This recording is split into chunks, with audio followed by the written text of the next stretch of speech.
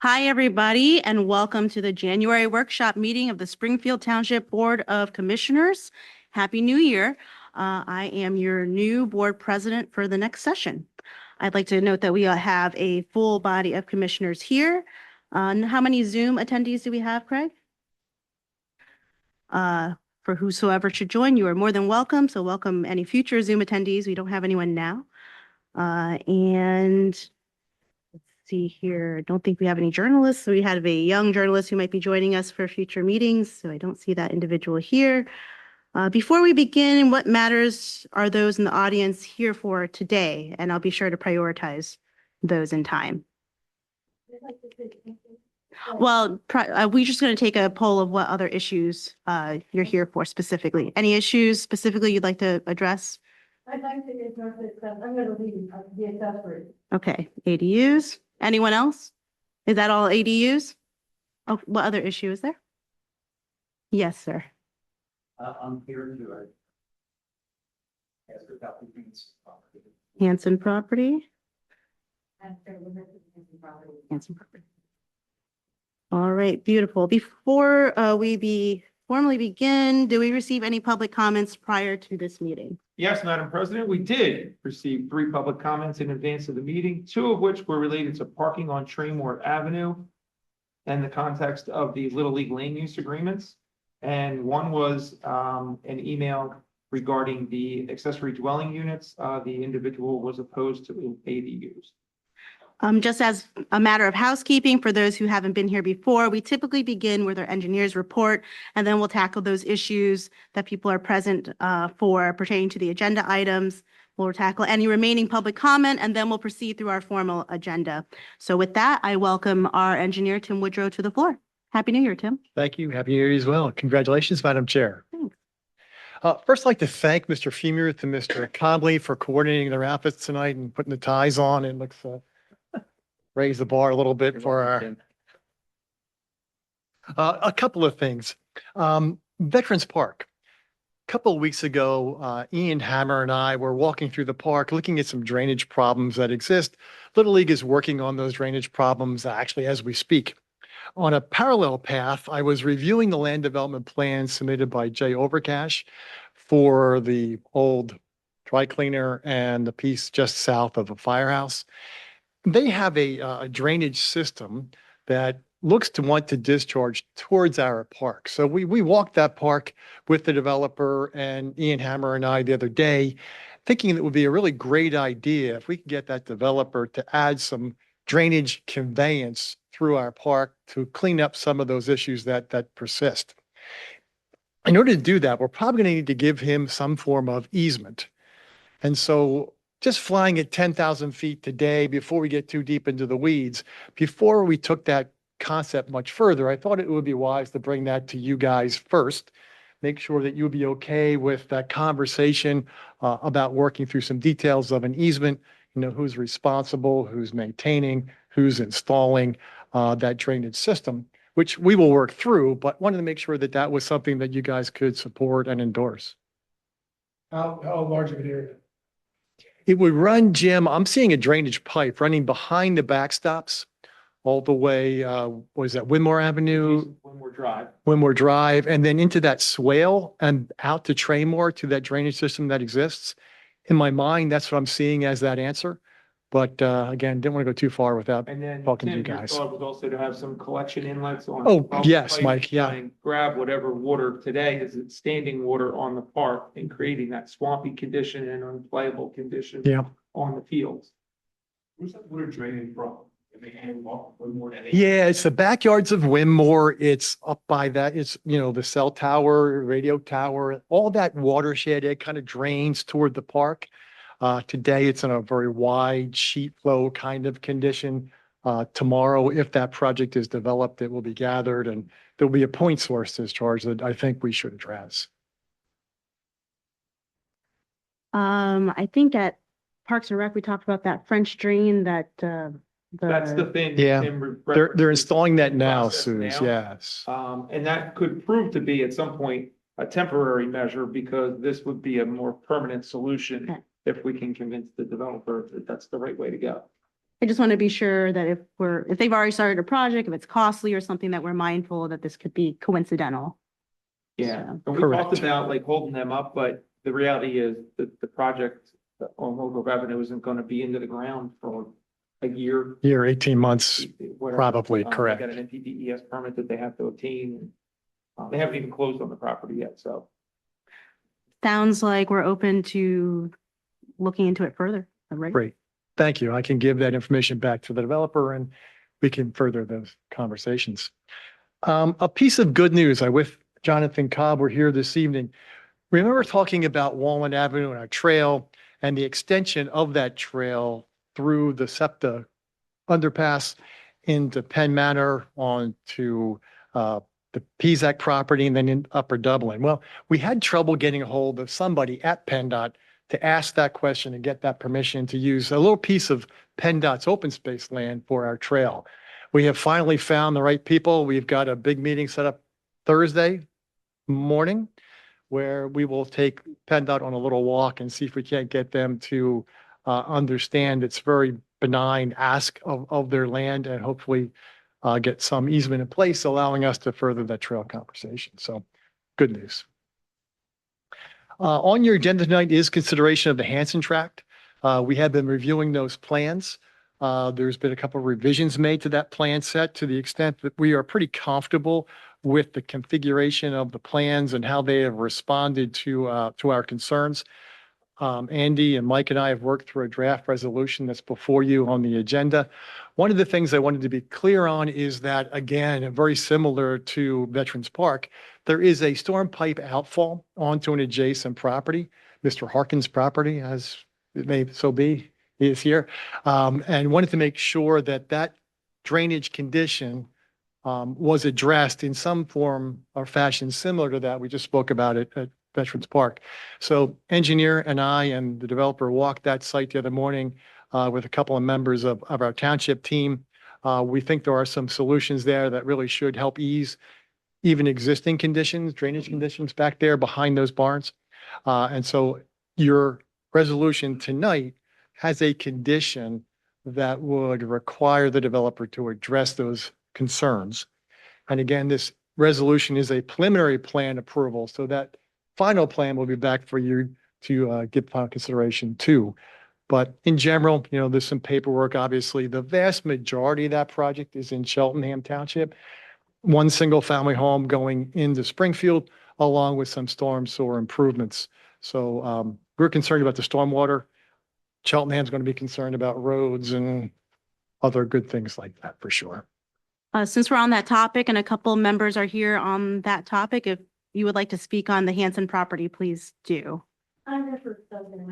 I know, thank you.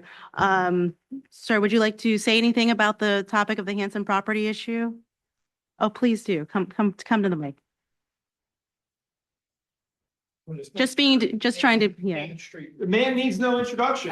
He's been coming here for years. My name is Michael Harkins. My address is 1799 East Willow Grove Avenue. My wife and I have, we bought that property in the late 70s, so we have lived there for about 50 years. We enjoyed a very nice relationship with with the owners of the former Lloyd estate, and then that has been ongoing with Mr. Hanson for several years, and now with Fox Lane Homes, we do still enjoy the same pleasant situation. My property, I know we don't have a map here, but you're all familiar, I'm sure. My property runs all along 309 on the eastern side, and the western, southern, and northern sides, I'm surrounded by the property, which is now and in future owned by Fox Lane Homes. My access to Willow Grove Avenue is the issue that I am bringing to your attention. My proper access to Willow Grove Avenue has never, in the 50 years my wife and I are living there, it has never been used. And since a bridge was placed over Willow Grove Avenue, a new bridge was replaced about 20 years ago, maybe 21 years ago. we could not possibly gain access to Willow Grove Avenue because of the grade. Though it's actually our access to Willow Grove Avenue, we don't use that because it's not usable. We gain access to Willow Grove Avenue through a cartway 13 feet wide that runs from two stone pillars on my property, which I erected, out to now a relatively new 20-foot wide driveway running between Willow Grove Avenue and a closed metal gate, which ultimately would lead to the development by Fox Lane Homes. What I'm asking, and I'm in consultation with Mr. Morrissey through John Rothfan. My wife and I had no problem for the whole time we're there with the Lloyds because, well, we were social friends of theirs. They allowed us to use that cartway without restriction of any kind. And in the 10 years or 15 years since Mrs. Lloyd's death, pardon me, 20 years since her death, we've had unimpeded use of that property. With the construction of a new single-family carriage home in the place of what is presently the garage for the old estate, the driveway, the partway that we use now, will fall under their not their use. It will fall under their property line. This is a worriment to my wife and I, because though we had, if the situation continued as it is today, I wouldn't be here. I'd be home. But I have no idea who will buy this single carriage house. I don't know how agreeable that person is. I understand that the township can grant me an easement, but I'm asking that we be ceded that property, that is the driveway, so that there is no possibility now or in the future that we could be restricted in any way, or that I would run into any legal issues with the person who will buy the property. I'm not asking you to solve it. I'm simply bringing it to your attention. Is that sensible? Thank you, Mr. Harkins. Is there anyone else who would like to speak on the Hanson tract matter?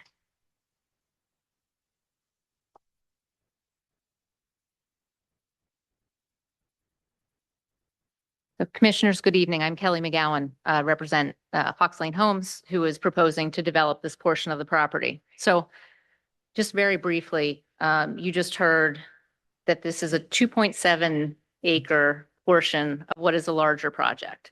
2.7 acres is in Springfield. Everything else is in Cheltenham. Cheltenham is 43 proposed carriage homes. It's a loop road taking access to Willow Grove Ave. There's a small portion of that road that does cross into Springfield Township area.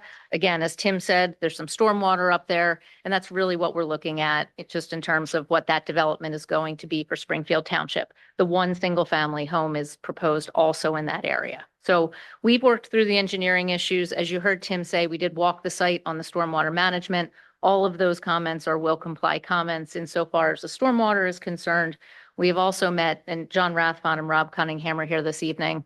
John has met with Mr. Harkins really for years as the project has been going along, and has committed to, and it is a part of your resolution, an easement agreement, a permanent perpetual easement agreement that will retain that right of use to that area, to that driveway, as the Harkins now enjoy the access for their property. They have discussed a fee simple, type of transfer. He's going to continue to talk about it, but really at this point, we're looking at an easement. That's what is in the resolution. Andy has required his approval, your approval and his approval over the terms of that easement agreement. Other than that, other issues, we're going to also be doing a developer agreement with Springfield Township. on some level, although you do have minimal improvements. We know Tim's going to want to take a look at stormwater, those types of things. So we'll continue to work with the township on that. But bottom line is this is a preliminary only. So we will be back after working through some of that, anticipating hopefully that's going to happen within the next 6 months. All right. Is there any issue with that easement? I mean, it sounds like the parties involved are on the same page with it. Is there any issues from our side with having that easement? Jim, the only thing that I would add is that easement is also important for emergency services. That is going to be the connection between Willow Grove Avenue and Star Lane for police, fire, ambulance kind of access as well. So be it an easement over a fee simple ground owned by Mr. Harkins or easement over the easement that is in favor of Mr. Harkins as well, there will be an easement of some form to guarantee access from Willow Grove Avenue to Star Lane in some final plan form. Yeah, I think that emergency access easement actually already exists. It might just need to be slightly amended to accommodate the new development. But we would secure that as part of the recording of this plan to make sure it stays in place, because as Tim mentioned, that is the emergency access to, I guess, the Falcon Hill development. That's correct, Andrew. Yes. Look at you remembering. Where does that names. run in relation to where the new homes being built? So just to, if you're coming in from Willow Grove Avenue, Jim, the new subdivision street being built or proposed by Fox Lane Homes comes in, curves to the left. Yep. Immediately to the right side of that curve, immediately to the south side of the new proposed home is where that driveway to serve the Harkins home, emergency access for fire and ambulance would exist at that time. Can I ask about the Crescent Trail connection? I don't see any resolution, but I saw it in the packet. Are we preserving the ability to route the Crescent Trail through? Yeah, yes. Yeah, that trail is actually proposed to come down along that emergency access in the same location. Yeah, so the trail does actually exist through Falcon Hill and is able to be extended down along the Pico right away out to Paper Mill Road at some point in the future.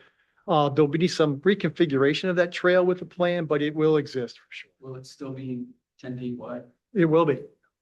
I think the agreement has noted that shall remain open to the public. Correct. Yes. All right, unless there are further questions, it sounds like the easement's going to be retained. We see some devil in the details stuff to work through still on Yeah, the shape. we'll have to get the easement document put together, and it will be recorded when the plan eventually gets recorded, and it will be permanent and it will be irrevocable by Correct. the owner of that future lot. So it will stay in place so that Mr. Harkins can have access to his property. Great. Correct. Sure, you may. Please come to the mic, or someone can bring the mic to him. Oh, thank you. I don't really believe there is an easement agreement as such. I think it is simply by practice that we've been allowed to use that stretch of road.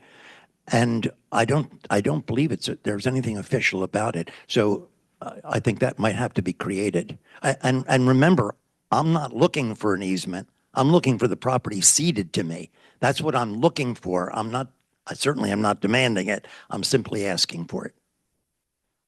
And I would agree, Mr. Harkins, the easement does not exist today in your favor as far as I can see. But that will be an obligation of the plan to assure that easement is created, it is in perpetuity and does protect your right of access.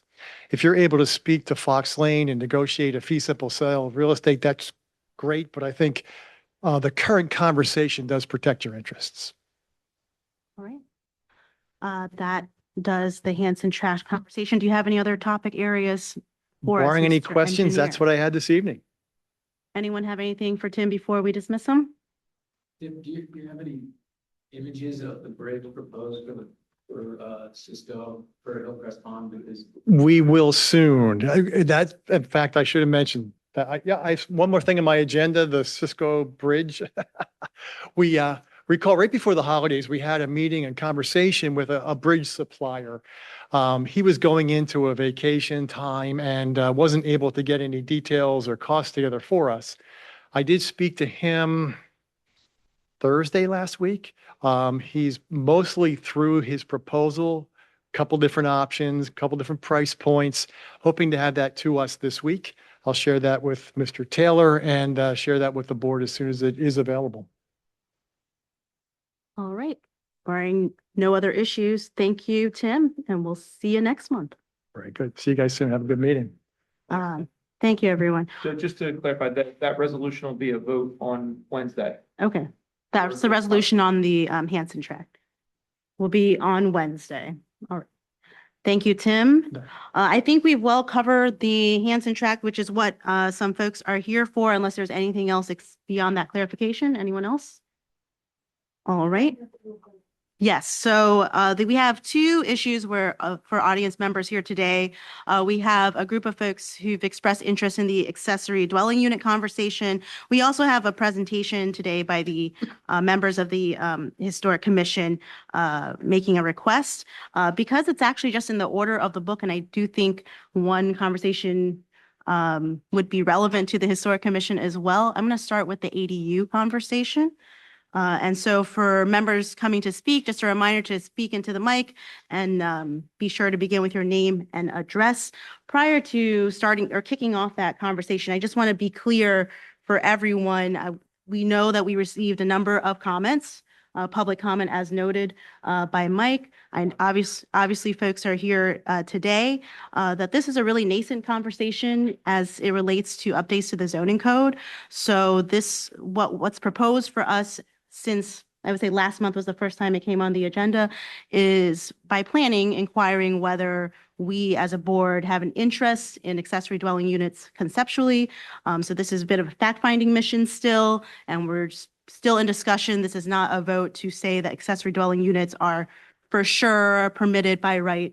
For example, this is still an open conversation, taking everyone's opinions into consideration. So to just frame the conversation, I'm going to ask maybe Mike to frame and maybe our solicitor to speak on what he's prepared for the commissioners to review today. You want me to go? You can start, Mike, but yeah. Sure. So last month, the board started a discussion about accessory dwelling units at the request of the local planning commission. The local planning commission is in the process of updating the township's entire zoning code, which is being done for the first time since the 1940s. So it's way overdue. Fun fact, if you want to open up a tannery or you want to open up a butter churning establishment, you can do so in Springfield legally, like those uses are permitted. But some of the more common uses that you would see today are not, which creates problems with people having to go to the zoning hearing board on a regular basis, or relying on a catch-all provision in some of the zoning districts.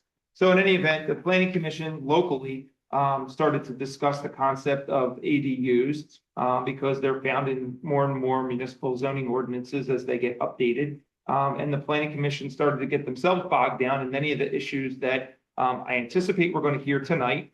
And amongst themselves, they really couldn't come to a consensus. So one of the more seasoned members of the planning commission suggested, you know what, before we spend a whole lot of time on this subject, because we got a lot of work to do on this entire subject, why don't we talk to the Board of Commissioners and just see what their sense is on these things? If they totally hate them, let's just move on. We don't need to spend any more time about it. If they like them with conditions, let's just focus on those aspects of it. So last month, this was presented to the Board of Commissioners for the first time, and the board at that time said, look, we're open to discussing it a little bit further. Can you do a little bit more research on the subject? So the solicitor's office was able to do a little bit of research and find some other municipalities that have these types of uses allowed, whether they be by right or by a special exception of the zoning hearing board, which still requires a process with a public hearing.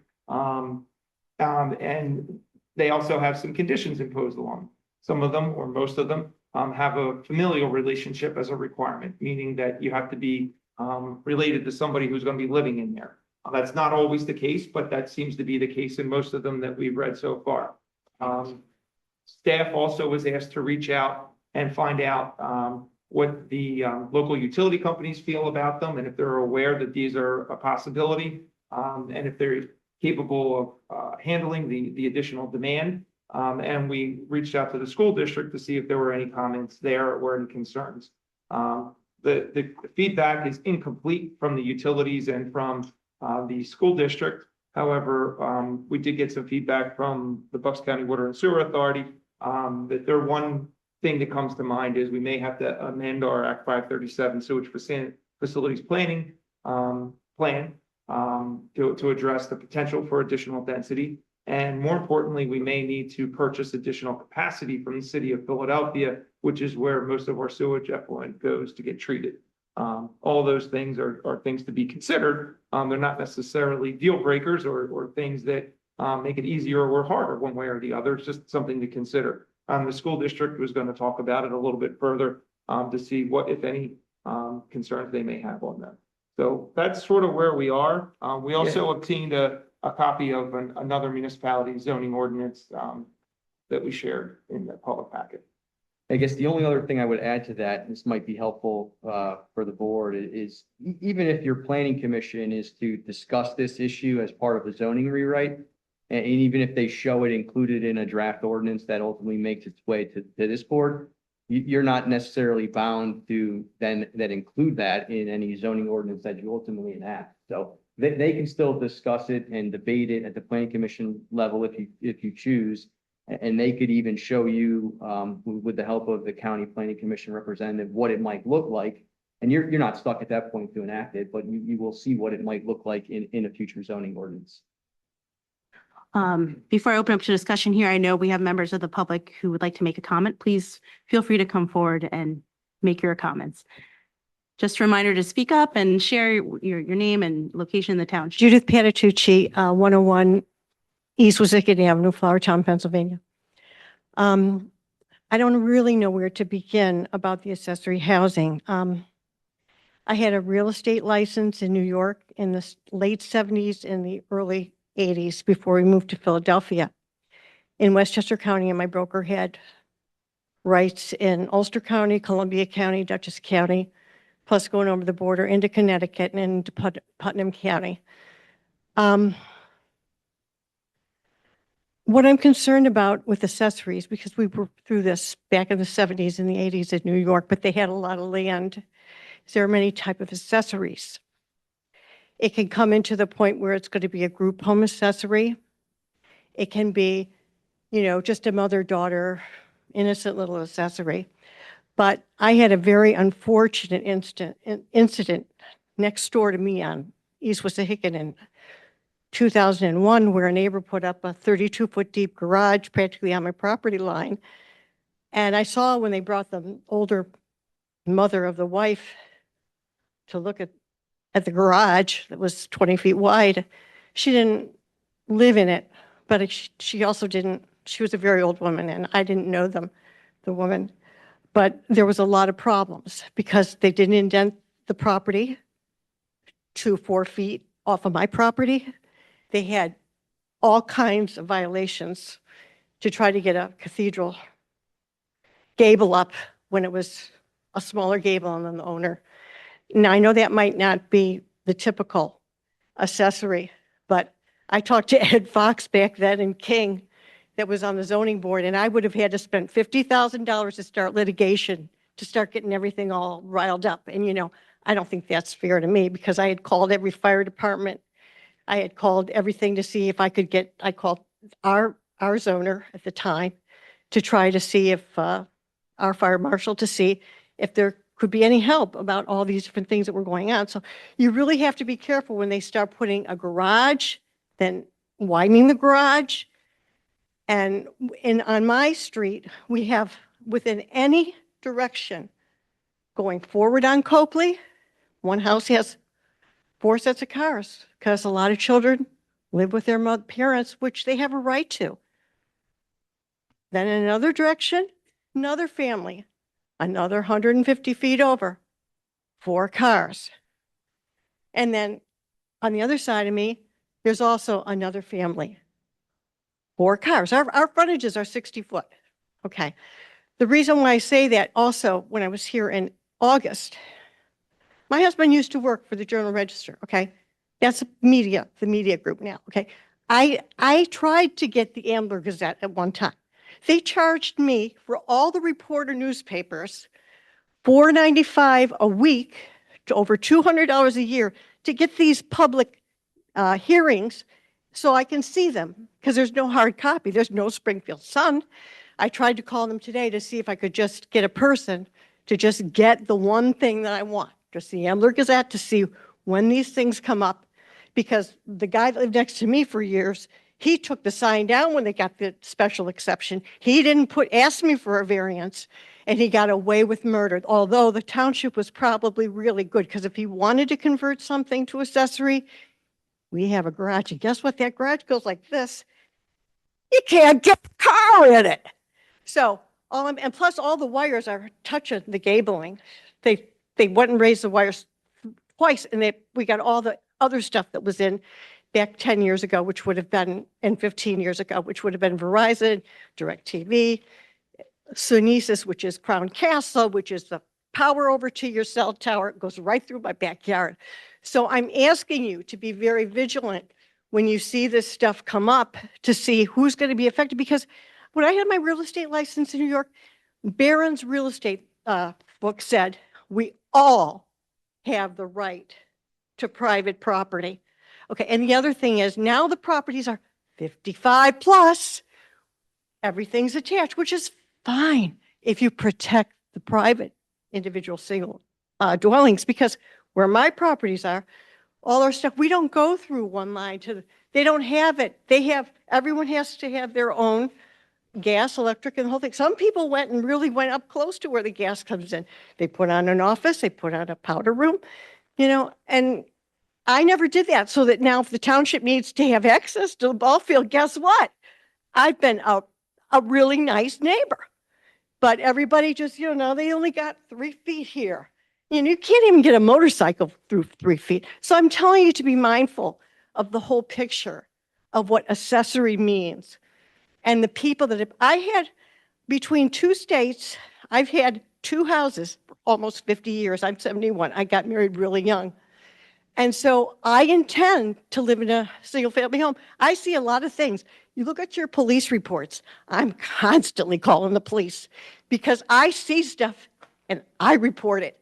I don't let anything get under the radar because I can see. I didn't junk everything up. And I expect the same towards me, that, if I treat someone else like that, that we would all be treating each other and getting the benefit of it. So I just want to bring it. I'm going to leave tonight. I'm not staying, but I just thought I'd share that with you. Thank you, Judy.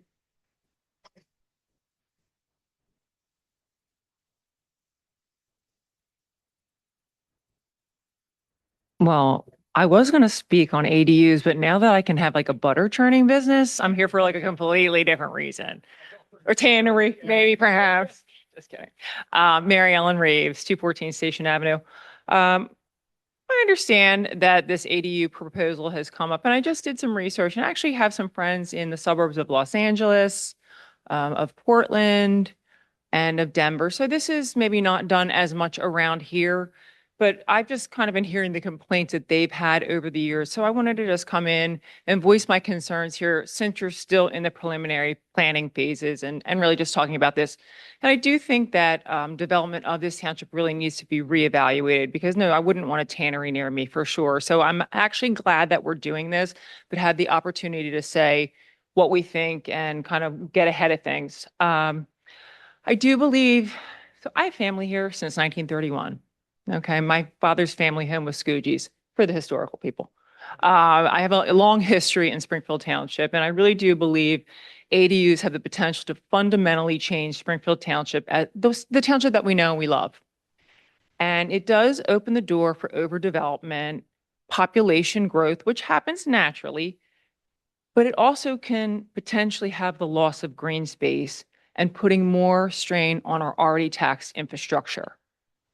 And really what makes this worse, this can be a contradiction of the policies that are already in place here in Springfield Township. For example, if we continue or start, I should say rather, building these ADUs, well, more concrete, we have no MoMA. Where does that go? We take that away. It simultaneously reduces the capacity in open space in neighborhoods, but also, when people start constructing these, the sound of construction will pale in comparison to gas-powered leaf blowers. Okay, I'm just going to put that out there. If this is a concern in our township, noise pollution, I mean, can we all remember the constant hammering on 309 for years and years at a time if you lived anywhere near the gardens? These are all things that this township, this Board of Commissioners have held fundamentally as what they believe is core to what the needs are of this township. Ambulance and fire trucks are already struggle on the congested streets of this township, particularly places like Orland. I've been to several meetings where people complained about kids on bikes, people going too fast. Now we're going to add additional homes, additional places for people to live. I understand the need for multi-generational properties. I truly, truly do. But they can slip very easily into the VRBO Airbnb situation.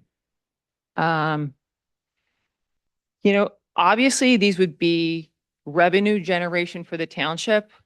Really, I think that's at a loss of all the things that you've held so dear here in this Township Board of Commissioners over the years and years that I've watched it, as you've evolved and made different plans for this township to grow. I really do urge the board to stop even considering this density-driven housing. Residents are being crushed by skyrocketing taxes. And let's not forget an issue which I talk about to everyone, and I don't even think anybody was on the board at this point, of our utility bills, specifically water and sewer. We pay an outrageous amount, the most fundamental thing that we need to survive, water. People can't believe it when I tell them how much. My house is 1,500 square feet and there's 2 people living in it. I pay over $100. I mean, this is getting crazy.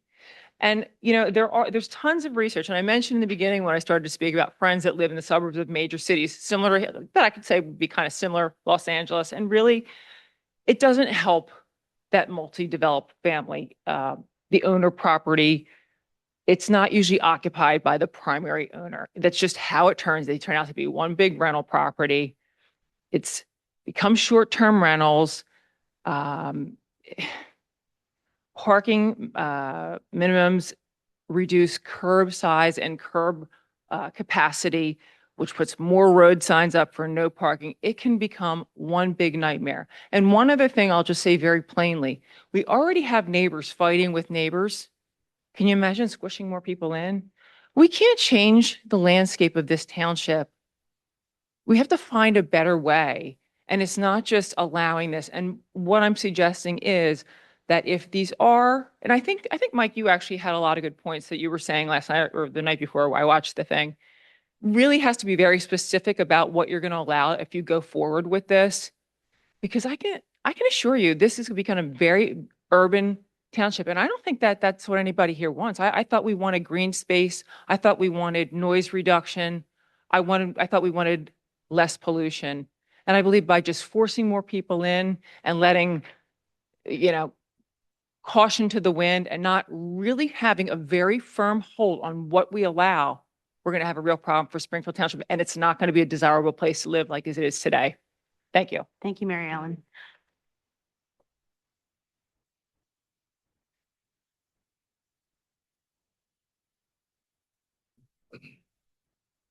Hi, good evening, everyone. Happy New Year. Can you confirm that the approval of the Cheltenham Henson Township project will not be used to advance broader ADU zoning changes elsewhere in the township? I think I could confirm that they're not related. Can you confirm that are there any ADU stipulations in the Cheltenham project? I know there's a lot of changes in the zoning going on. I know there's a lot of changes as far as that project, correct, in Cheltenham? Well, I think there's a project ongoing. I Okay. think they have, as you heard, we were talking about an easement. I don't know what Cheltenham zoning has regarding ADUs, but we don't presently have an ADU provision in our zoning code, and we're talking about developing one, and we're really in the nascent stages of what that could look like for the Okay, future. thank you very much. All right. So that's a yes.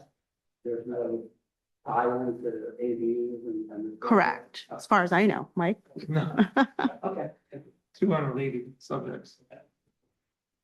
Hi, Jane Thomas, Edan Road, Orland. The only thing about this is I agree. I don't think we should be building another building on somebody else's lot. But if houses could be configured just a little bit for like a mother-in-law suite, I think that should be like it was before, because I know there are a couple of houses in the township that were allowed, which isn't now. But that's the only Yeah, and allowance that that's I a fair think should be made. question here about whether we would only allow attached ADUs, which is a fancier legal term that encompasses what we commonly know as in-law suites or detached ones. I think, again, still early in the discussion of what that looks like. So it sounds like you would say, okay, for attached plus details, but not so much in favor of detached, right? Right. Okay. Because the one house I lived in Erdenheim, it had been a single family divided into two. Sure. And another friend that I know, they were allowed to do a mother-in-law suite at one point. And also for everyone's benefit, part of the reason we're approaching this now is because right now to do things like what Jane is referencing, you have to get it by variance or some other method through zoning. So an in-law Or suite planning. without a second kitchen or cooking facilities is a permitted use. There's Mhm. no issues there. If you want to put a second kitchen in and create essentially a second unit, you do need to go to the zoning hearing board and obtain a variance. Yeah. And the zoning hearing board will decide that based upon the merits of the case that's in front of it, in accordance with the municipality's planning code. Yeah. Because I do know one house that did happen a long time ago. And it was Sounds like okay. you- It's like changing the garage or something into the mother-in-law suite and with a kitchen. So, And that sounds like that they followed a process where they went to the zoning hearing board for that. Sounds like a home that you previously lived in Erdenheim that started out as a single family dwelling and then was later converted to a two-family dwelling. correct. May have been in a zoning district that permitted that by right, provided there's sufficient lot area to allow for two families. Right. That has and can continue today. Okay. Thank you. Bye. She reminded me of something and she said, we're talking about this two family dwellings. I mean, I can just imagine, I have just a half acre lot. I can imagine extending my driveway. What is it called when they subdivide my property? Put a nice, like, I don't know, 800 square foot house behind me, for revenue generation. Wouldn't that be great? My neighbors would hate me. Okay. Like that's my fear, that this can become that if we don't really keep our hands. And Jane just reminded me, based on what she said, is that to keep the beauty of Springfield Township and the open space and the green and let, keep it nice. We all moved here because it was really nice, not because we wanted to live. A lot of us moved out of Philadelphia, but a lot of us wanted open space and green space. And by allowing two single structures with a kitchen would really make it look terrible, in my opinion. But again, a mother-in-law suite without a kitchen, a shared kitchen of the home, again, totally. I don't want you to think that I'm totally against multi-generational housing, and I understand the need for that. Thanks. That's all I have to say. And Commissioners- just to reiterate the point, as long as there's no second kitchen, that's currently allowed by right, correct? Correct. Just for the Correct. public. Correct. Public's benefit. Not in a second building. No. That's Okay. attached. Right there. And so in our book, we do have a few that mention they could have a detached ADU. I mean, we have, I don't remember how many exactly, but you did a pretty thorough sweep of the county, I I think. think there are about 4 or 5 Yeah, I was different just gonna say, examples. maybe just for, those for listening, but we're saying ADU, but there's actually different configurations and there's different versions, and so we're talking about it in a general sense, but what I heard, Jane referencing and Mary Ellen talking about was like, would that be considered internal conversion, right? You're not changing the structure of the house, you might do some reconfiguration of your current space to, accommodate a need for a family member to live there, et cetera, not with a second kitchen. That's something separate, but kind of internal conversions is one kind. The attached is the second kind, detached is a third, and this one, garage conversion, Garage. which again would be in an existing garage. I'm imagining not a new build of a garage, like you mentioned on your property. It could be, I guess. Right. Someone could propose a someone could propose a garage development with a theoretically, some future version of this code that might allow if we support it. Always respect, square foot restrictions on impervious surface on the lot. And so this notion that we would have, that we would be greatly increasing on impervious surface doesn't make sense because you already have to obey what the zoning code says for that lot size, right? So all these people that are adding additions, this is no different than all the people who are expanding the size of their houses by permitted by right additions. See what I'm saying? Yeah, I think. So if they have a lot. Mike, did you have a comment on that? I I'm think, talking about impervious surface. yeah, I think that the difference lies is, are they incentivized to add on an ADU? With the thought that they could bring another family member or rental in, which would encourage them to do it, which would result in the loss of the green space. Whereas you would only put an addition on today if you need the extra space. But if an ADU was an option for rental income, then you. I'm saying for family members. Right. Again, these are all things that are on the table, and that's why this is all very, very like conceptual at the For moment. family members, it's no different from a family who says, we're busting out of this house, we got to add an addition. Yeah. But I think my point is, it's an incentive that wasn't there before, so someone may add on there, probably they wouldn't otherwise have been doing it. Because perhaps where it's more permissive, or we might be encouraging people to do that by its permission, and I referenced this earlier with Mike, for example, we might want to allow special exceptions in historic districts, which we already do have some special caveats for what can happen in a historic election of property. So I think there's still a lot to unfurl, for lack of a better word. And so I think at this point, it sounds like my recollection from the last meeting was that we're generally open, for the purpose of planning commissions taking the next step to accessory dwelling units conceptually, but there's so many details that we don't know yet. I think Mike had a couple posed questions in here regarding whether we're going to foreclose on the idea, for example, of whether it's limited to family members, whether it's attached or detached, permitted by right or by special exception. But again, I still feel like that's many details further away. Can I just clarify, just because if I'm listening at home and I'm hearing you say, we're generally, did you say we're generally open? Yes. Okay, I just want to make sure that that does not mean we're moving on with anything. We are gathering information from residents, like we're doing tonight, we're talking about it, but there's been no decisions made, and we're not in a space where we're doing that. You're saying we're open to continue discussion. I think we're open to continue discussion and to echo what, our solicitor said, that there's still time to see more iterations, and that we would need to see some real iterations of this, that I think this is still so conceptual that we need to develop that. And that even if we saw an iteration that came out of a planning commission discussion, we're still many, many moons away from either accepting, rejecting, refining, and continuing that discussion, that we're still very far away. To be clear, that when I say that I think, and again, correct me if there's any commissioners who feel differently, that we're open to bringing this back to planning commission for further conversation and development. We are open to that conversation continuing, and we are foreclosing that we don't want, or we're not saying that we don't want accessory dwelling units. Is that I right? agree that, and no matter what we talk about now, we're still far from it actually becoming part of an ordinance that becomes part of our township code.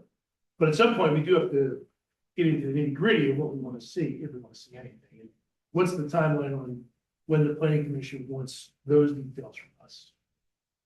So I think it's open-ended. I think that they just wanted to try and move on from this particular subject onto something else and keep moving with their review.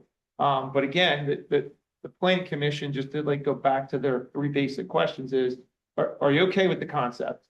And if so, do you want it to be the broadest of possible use of these things? Or do you want to restrict them to what seems to be the most common? There has to be a familial relationship there. And then do you want to allow them in accessory structures, meaning a second building, or only attached to the home? And do you want to impose design parameters on them? That, I mean, they're the out of the box thinkers. Maybe they're the ones that come up with what those design parameters are. So they're just looking for some form of like, you know, tell us, they want direction. There's a Yeah, member of your. there's a planning member of commission planning here. commission. Is there, I'll throw out a couple of opinions, just to get it rolling, and again, we don't have to settle every night. But I think there's probably consensus that we're not looking to open the door to this big rental thing, especially short term, or someone mentioned Airbnb or VRBO, like that is not something that we're looking to do here. These are residential areas, and I've always heard as I was questioning. Sure, sure. And a member of planning commission, just, Dave Sands is here and he says, they just don't want to spend time on it if we don't have an interest in doing it at all. I agree with Jim's sentiment, and as I understand it, and Andy, you can set me straight if need be, but in terms of the other municipalities ordinances that we've looked at, pretty much all of them, do not allow for a rental type situation. Is that right? Right, they all seem to be family-based from what we can tell. Maybe there might be one outlier, who might be a little more expansive, but it seems like most of them are, in the family context. I would say in my time as a commissioner, even time before it, one of the needs we heard from the community is there's not a whole lot of smaller affordable options in the township, especially for people that maybe empty nesters and they had a bigger home, they're looking to downsize. A lot of people were moving out of the township who wanted to stay. And an in-law suite, whether it's an ADU, technically, or just a traditional in-law suite, So a question helps about, solve some of that. question about the ADU and the family, I mean, that's where my mind was being twisted. Person built an ADU, mother-in-law, they're living together in, whether it's detached or unattached. Unfortunately, everybody passes away. The house sells to someone who is a single person. They now have to have a family member to occupy that ADU. What is stopping them from now renting the property because they don't have it? That's kind of like where I'm like, Yeah, I think there are some ordinance requirements in there that require you to record a restrictive covenant against the property. That says if the family situation goes away, the accessory dwelling unit goes away. Sometimes you make people remove the second kitchen facilities from a property in the event that it happens, but if that's the direction that you would want to go from a zoning perspective, you'd have to write that into the code. Really. I think that was on more than one of the examples that was given though, right? That it was then became restricted. I think there were a couple of them that required a deed restriction to be placed on the And property. then you or require by notice. annual registration. Right, there's usually an annual registration requirement. You made an excellent Yeah. point because before I bought here, I almost bought a house in Fort Washington. Exactly what you're saying. And it was going to be a whole rigmarole when I purchased the thing, who was going to live there, and guess what I said? I don't want to live here. Doesn't make it very attractive for people that want to do that. So thank you for that point. I forgot about that. All right, guys. And another thing I was gonna bring up is, when we do these restrictions, then there's also enforcement. And I know one of the email submissions about this was, how are we gonna enforce that? It's not like we've got a giant staff or sitting here with plenty of time. So these are the concerns that we want to hear because there are things that make sense. I have a multi-generation house. I have a little brother with profound autism who's probably going to come live with me at some point in time. So there can be needs. And if we can somehow find a way to meet those needs without creating a million other headaches, then maybe this is something we'd pursue. But everybody's input, I think, is incredibly valuable to make sure that if we do something like this, that we do it in a way that doesn't cheapen the township or create more hassles for our staff here at the township. Brendan, you bring up a good point about parent needs, and I'm just wondering, could you speak to, do you have a sense of a current need? I mean, we've heard needs from township residents around maybe more affordable or smaller scale housing in the township if they're aging and want to stay in place. But I'm curious, I think in one of our discussions, you referenced maybe 2 requests over the past 5 years. That was according to Mark, who sits as our zoning officer and if a building permit is received through the code enforcement department, it first goes to Mark for a zoning review. It doesn't get anywhere to the building inspector unless Mark is satisfied with it.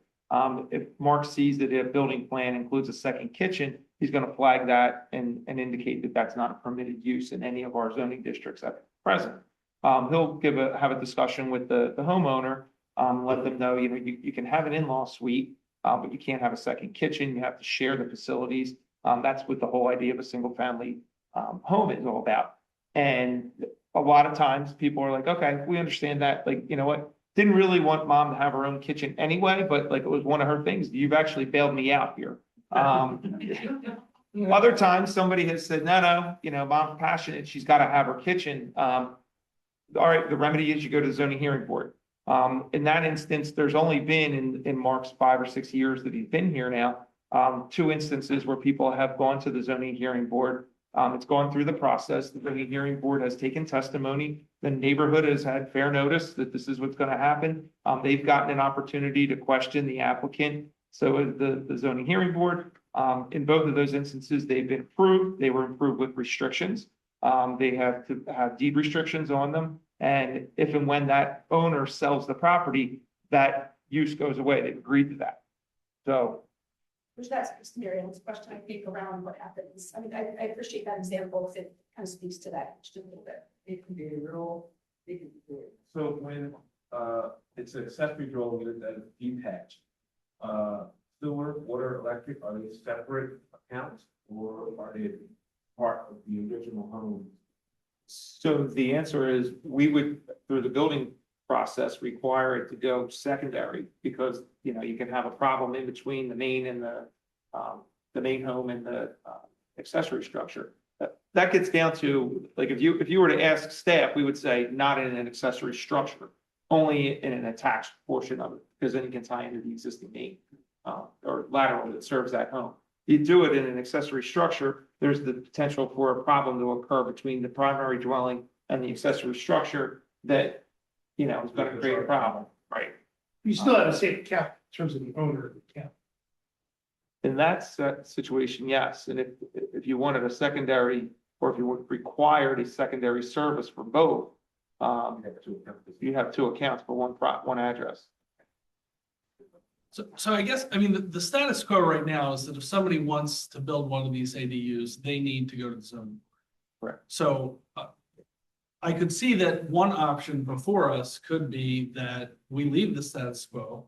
And if somebody wants to do this, they go to the zoning board and present their reason for why they want to do that and what, what the impact would be. I guess one concern I can see, as we go through the process is creating a one-size-fits-all solution for the entire township where perhaps that's not the most, the best way of doing it, where perhaps it needs to be done on a case-by-case basis. And the question then is the zoning board really the right outlet to make that call and to filter those, on a case-by-case basis, to be able to look at the particular neighborhood, to be able to look at what the need is, rather than trying to, come up with some kind of one-size-fits-all solution. So that's just one thought that's going through my head right now. Just to kind of, I know we have a public comment coming up, just to narrow what you really need from us today, Mike. I guess need is relative because it's so early in the conversation is, it sounds to me that there seems to be an interest in it not being the wide open, most, liberal expansion of ADUs out there, and that there seems to be an interest in some limitations, perhaps familial. Fair point by that to say, is it worth us creating something? I mean, I think it's worth to explore modernization of our code in general, and I think it'd be important for the planning group to look into what's out there, which we obviously have a cursory view here, but maybe with more time, you can develop something that is going to be somewhere halfway between status quo and something better on that first point, Yeah, in fact, familiar your point versus extension. is totally valid. We also don't want it to be too bureaucratic, right? Right. If the goal is to allow it to be affordable for aging population, family members, you don't want them to have to go through a long process and hire a lawyer you know, anytime someone's doing it. What's our minimum lot size? They vary depending upon the zoning district. So you can have anywhere from 5,000 square foot to 25,000 square foot in the largest zoning district. I mean, it's almost like I would, I'm not gonna great, I would want double lot size, like if you have if your district allows 5,000 square feet and you wanted an ADU, I would require, think that you would have to have a 10,000 square foot lot. So that you're not really, They could do that today with a duplex. They could build a duplex in lieu of, and they could do that by right. but, With, as long as they have the 5,000 per family. but a duplex is attached, you know, I'm talking about separate. None of us are really leaning towards separate, right? at this point. But it's allowed, right? Isn't the accessory, I mean, I think everybody agrees that we should allow minimum suite attached to property. I'm talking about a completely separate building. Yeah, point, I don't know that there's a lot of interest in that. Right. In this group. Yeah. Not really. I mean, you could think about it as that is something that would still have to go in front of the zoning board. If there is a special. Yeah. But not by right. I was just gonna say, I have on my notes that maybe for attached, we have a different strategy versus detached, making the, early thoughts, but not fully nitty gritty details of, well, what if you have a very large property? What type of detached structures can you have? Because you wouldn't need separate sewer, electric, or water for an attached. And also, another thought is that as in this world where you believe, or that one might believe that people might even want smaller space, for example, do we want to encourage those properties to continue to be large properties, and they may be more encouraged to have, let's say, just a detached ADU as opposed to some other by right development of that property. I mean, that's, I think, getting esoteric. It's a And similar thought with the historical ordinance, right? Exactly. To be able to preserve these properties by allowing them to be more economical right. and have some special exceptions if they voluntarily go on the registry. Jane, did you have a comment? The whole thing with the green space and everything. And our process is good the way it is. We can have mother-in-law suites in the houses that exist. To have a separate, another building on the property, I think is just going to open up a can of worms. Because down the road, somebody's going to say, well, I bought the property and this building is there. Why can't I use it for what I want? Like an Airbnb or a rental or whatever. And I think we should just stay with what we've got and maybe tweak that a little bit, but not a secondary building on a lot. I also thought that the registration element or acknowledgement, whether it's whatever the form is, there's some registration, there's some who had fees in the various ordinances that we saw, I think was important to note for planning. So it sounds like for the first question, family members, yes. Not the whole wide world, no. Concern about future rental, obviously concern about expansion. So that leads into attached or detached. Attached in favor, well, I guess the better question is, does anyone want to explore the detached ADU concept? Well, why don't you say, I don't want to put words in your No, mouth. you do but it. It seems like there's a consensus for attached only unless there's a significantly large lot, right? And like maybe you say like an acre and above or something like that, keeping in mind that your largest minimum lot size zoning district is 25,000 square feet in a AA residential district. So you're basically doubling that, almost. I mean, it's worth, I can agree with that. Anyone? Or what about That trying not to position? define that, but make that not a by right use? Right, That would have to go in front of the zoning board. That's a case. Well, that's, you're putting the cart before the horse. Then the third question is, do you want any of these things to have to go to the zoning hearing board for a special exception? I would say no, if we come up with a tight consensual based restriction, then you codify that. You make it so it's, you don't have to jump through hoops to do what's approved by right. Anything outside of that, yes, would go the zoning. If you make everything subject to the zoning board, now we're taxing the zoning board by getting all these requests. Well, except that the zoning board process provides notice to the neighborhood that this is happening, right? And they can come out and they can question, like, and kind of like see through any like Well, that sounds a little fishy to me. And in the case of a special exception, the burden's on the township to prove that it's not something that complies with the code as opposed to a variance. The burden's on the applicant. Andy, correct me. Special Right, so exception. I would say make it Yeah. a variance, make it a burden on the homeowner. Right. If Special. they're gonna go outside of what we put in the code, which is attached home. And that's what they would have to do. Right.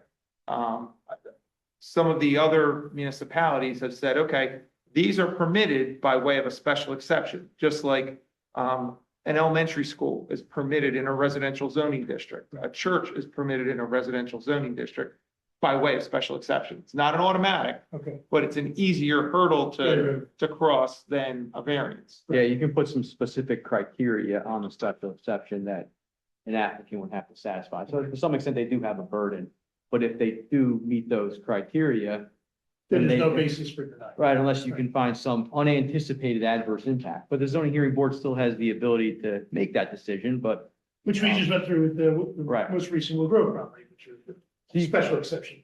yeah, you could find Mixed something, use. something that, you've narrowly tailored and you want to permit by right. And there might be some things that are a little bit outside that you might want to, attach a special exception. So Mike, your question was, do you make it, whatever it is we want to see? Make that a special exception. That's the question that posed by the planning commission. And I think that's how some of the other municipalities are That's how most of handling it, them is via special exception. I think it sounds to me what you said maybe just 5 minutes ago was probably right, that attached. We want to sort of see what we can do in the code to allow that by right. For detached items, perhaps we'll explore something for larger properties, the size determinative by you and maybe in consultation with staff. And then beyond that could either be by special exception or variance format to be determined by this process that planning is undergoing. Does that sound fair? Sounds like, I understand what you're saying. Okay, great. Did you want to make a comment? is it okay? Sure. Okay, hi, my name's Allie Artur. I live on Azalea Way in Flowertown. I've been a Springfield resident for over 10 years now. Used to live in Erdenheim. I just wanted to come to represent the side of being in favor of ADUs. I have a brother with physical and intellectual disability. The reason I moved from my Erdenheim home was even though I actually had a street to street lot and I had like a garage that faced another street, we weren't able to convert that into an ADU for my brother, even though, it was detached. But we actually ended up, after house hunting for years and trying to find properties that we could develop to build an in-law suite for him to reside in, we actually ended up magically finding the unicorn that had a first floor flat entryway in-law suite.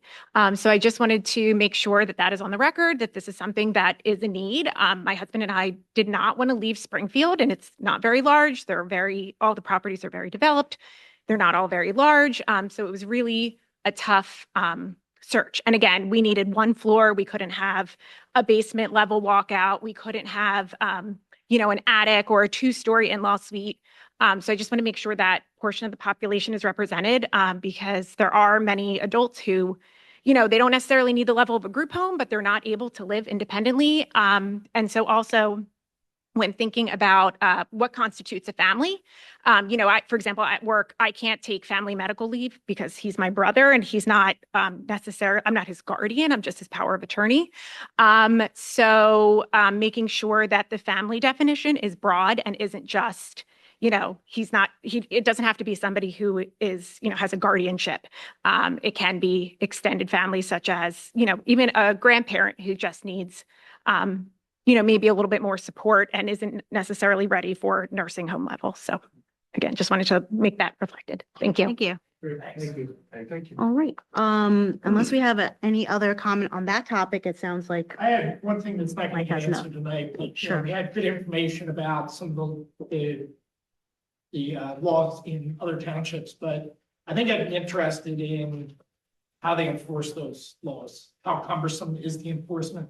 Like, is it difficult, particularly as properties change hands, to make sure that, everything remains as intended? Because I think that's going to be the more dicey thing, is just down the road, because they've got a very genuine use for an ADU, and grant that exception. But then, you know, as things drift, as, you know, if I, you know, pass away and now it goes to my kids and then, you know, and my kids aren't great stewards of the property, you know, how do we handle that as a township? Agreed. I don't think we have any answers for that today, but that'll be good information to have, what we want. Agree, enforcement is important. And again, this comes back to my previous question about what's the actual need. But I'm also curious from maybe our neighboring municipalities, how many are currently, like how many applications did they get? How many, what kind of records are maintaining? Does this happen, has this happened twice or 200 times? Like, again, I don't have a sense of, once it's out there, how it will be utilized. Yeah, I think that those are important things to get. And I think in general, the idea is that we want to make things easier for both applicants or would-be applicants and easier for staff to manage and still achieve the goals of not purely increasing density, but really to accommodate familial living situations of all sorts in that, you know, hopefully that we can foresee, and maybe some that are not yet foreseeable that we can accommodate an avenue for that. This may be self-evident, but the requirement the owner has to live one of the units. I know we talked about family or some other relationship, but you can't have your in-laws move into the small and then you move out and rent out the big house and still have that rating. So the owner must live in one of the two units. Agree with that. All right. Great. Well, I am going to close that topic for today. It seems like we have enough information for planning to take up that item. I really appreciate the Historic Commission members for waiting, but as you can see, I know you have an interest on that topic anyways, and so I appreciate your patience on that. So our next item is going to be, actually, we're right in order, A, B, and C in the book. This is a request from the Historical Preservation Committee or Commission to request us fund consulting services. Take it away. Hi, I'm Dave Sands. I'm the chair of the Historical Commission. I'm also the vice chair of the Planning Commission. I'm here with Al Comley tonight to discuss this proposal for consulting services to provide an historic resource list for the township. Basically, I want to review with you the historical ordinance for those of you who may not be that familiar with it. The historical ordinance was enacted 5 years ago. The township is not permitted to put any historical resource on a list of the historical ordinance. It requires a resident or, an owner to opt in, and it provides an accelerated path for an owner who would like to convert their property to a bed and breakfast. That's basically the only enhancement or the only inducement for them to opt in. And they also have an option, once they have opted in, they can opt out. But it requires your approval. Both require your approval, opting in and opting out. In the 5 years that the historical ordinance has been enforced, we have no takers, despite canvassing the township and inviting them to meet with us. All right, so where do we go from here? You may be aware that the township received a grant at the end of 1999 and early 2000 to start an historical inventory. The grant was funded by the Pennsylvania Historical and Museum Commission and also the Arcadia Foundation. It was performed by members of the Historical Society, but there are issues with that inventory. And if you would like to see the inventory, you can talk to Mark. There's 3 thick binders of all the properties that were, reviewed, and Mike has it too also. So. I've seen those big books in. Yes, I brought them out last month. All right, so you're welcome to go through those. There's several issues with that I'd like to bring to your attention. And that is the inventory was done by primarily the members of the Historical Society. We don't know specifically about their accreditation, and we don't know the criteria for developing that documentation. So in the event that there would ever be a legal challenge about it, there would be an issue. All right, so where do we go from here?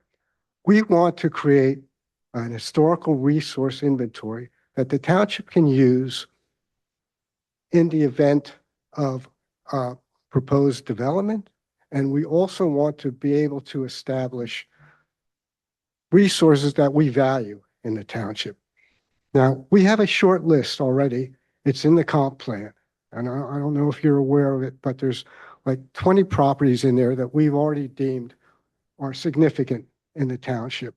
I believe one of them is, well, the Black Horse naturally, and what's the property that, Halligan's? not Halligan's, Not on the list? the AIDS Society, what's it? Carson Valley, excuse me, Carson Valley. Senior moment, anyway. So Carson Valley, and there's several other properties that we deemed were significant. But what we need now is we need a consultant to help us develop a list of properties that we want to be aware of, such that any development that comes up, we can compare to the list, you know, and it isn't so much that we can preserve it. Sometimes you can't preserve the historical resource, but what you can do is you can document it and you can photograph it. And this provides an opportunity to negotiate with a developer or a landowner. All right, so that's what we're trying to do. Now, I don't know if you received this in your packet, but It's in there. Dave, do me a favor and speak in the microphone for the benefit of those who are not in the room. this shows the township map, and it shows areas in the township that were surveyed by that 1999 and 2000 grant. All right. As you can see, there's a lot of the township that wasn't even looked at. So Those three binders, is that the result of the same survey? those three binders are basically covering this area. And they're on, you know, they're listed by streets, but in addition to covering the streets, not all the properties on each of these streets was covered. Only the properties that they thought were historically significant. All right, because of age. I think they had probably had a county record of the age of the properties, and they used that as a basis to start their inventory. Can I ask a question about the age? Who determines that number? Basically, glad you asked that. When you review the saldo that we've already revised, when that comes up for hearing, you'll see in there, there's a component for historical review, all right? And the applicant will be required to fill out a 2-page form if the age of the property is 50 years or older from the date of the application. All right, so it has to be 50 years old, and that's the trigger. Okay. And I think that this came up before, we were saying, gosh, 50 years seems not insignificant, but it seems like. Seems young. It seems young. Yeah, it seems young. I Well- would say 50 is very. I mean, I'm on the historic, I'm basically, eligible for an application. Only if you want to redevelop. Well, I get some plastic surgery. So again, not to diminish that 50, I was just curious where that number comes from. Well, we had to start somewhere, all right? Now, the Historical Museum Commission and other historical resource usually, grant the number around 50 years. All right. We thought about it.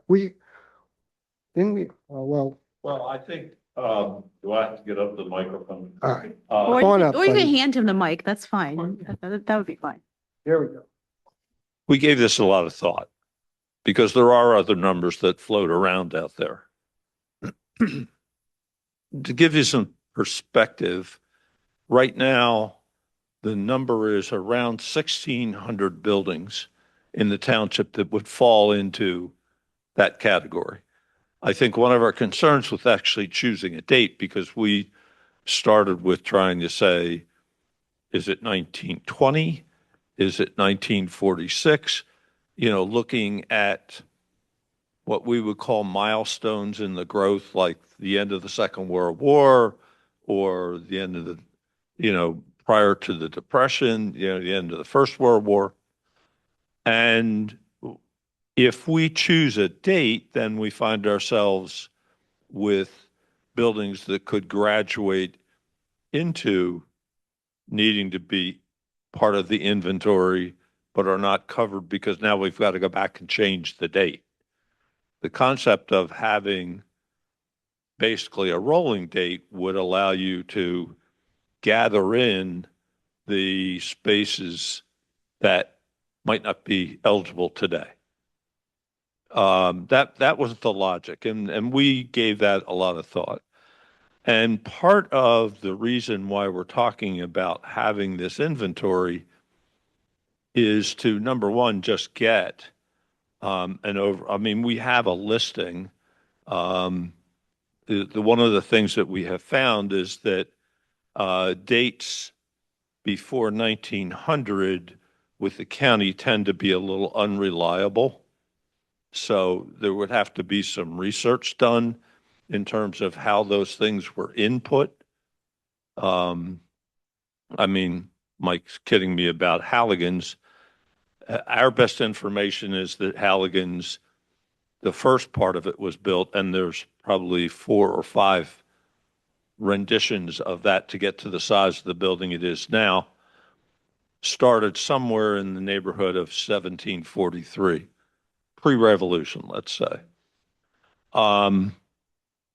In one of the documents we got, it showed it as 1900, which certainly even the eye could tell you that that wasn't a reasonable number. But getting back to having the inventory, the next step that we were attempting to get was to have someone go through and say, well, not all of these buildings necessarily are worth saving. We're not trying to save every privy and outhouse and, single car garage that doesn't fit a car now. Just because it was old. And there are also other aspects to that where you take a street like Gordon's Lane, where you have a whole series of houses that may reflect a certain period, but they're not necessarily, I don't know that they rise to the level of being significant to the character.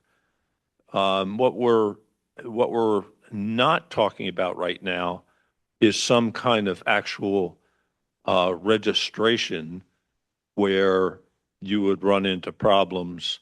When I go to get insurance on Halligan's, the first question they ask me is that building historically certified at any level? Because if it is, the insurance goes off into another whole, they go into some other dark hole about how if anything happened to it, they would have to rebuild it using like methods and materials. And so you understand their concerns. They're not unreasonable, but it does affect it. And financing would be an issue also. Financing, I sit on the planning commission in Ambler, and we had a meeting where we brought the 30 owners in, invited them all, and they came to a planning commission to discuss a historic ordinance. And the first thing we heard, These were for potential. these are people who actually own these buildings. I mean, if you're familiar with Ambler, Gypsy Blue, the person who renovated that, they've done several others. There are several major players there. And they came and they said the other place they run into problems is when they get into financing, when you go and certify the buildings. So our goal is not to create that atmosphere. And I think if I were to read into the intention in the historic ordinance, it was not to get into a place where you were actually what legally they start to talk about as taking, an unauthorized or unsubstantiated taking of the property. We're not trying to do that, but we want to be in a position where we know, and part of this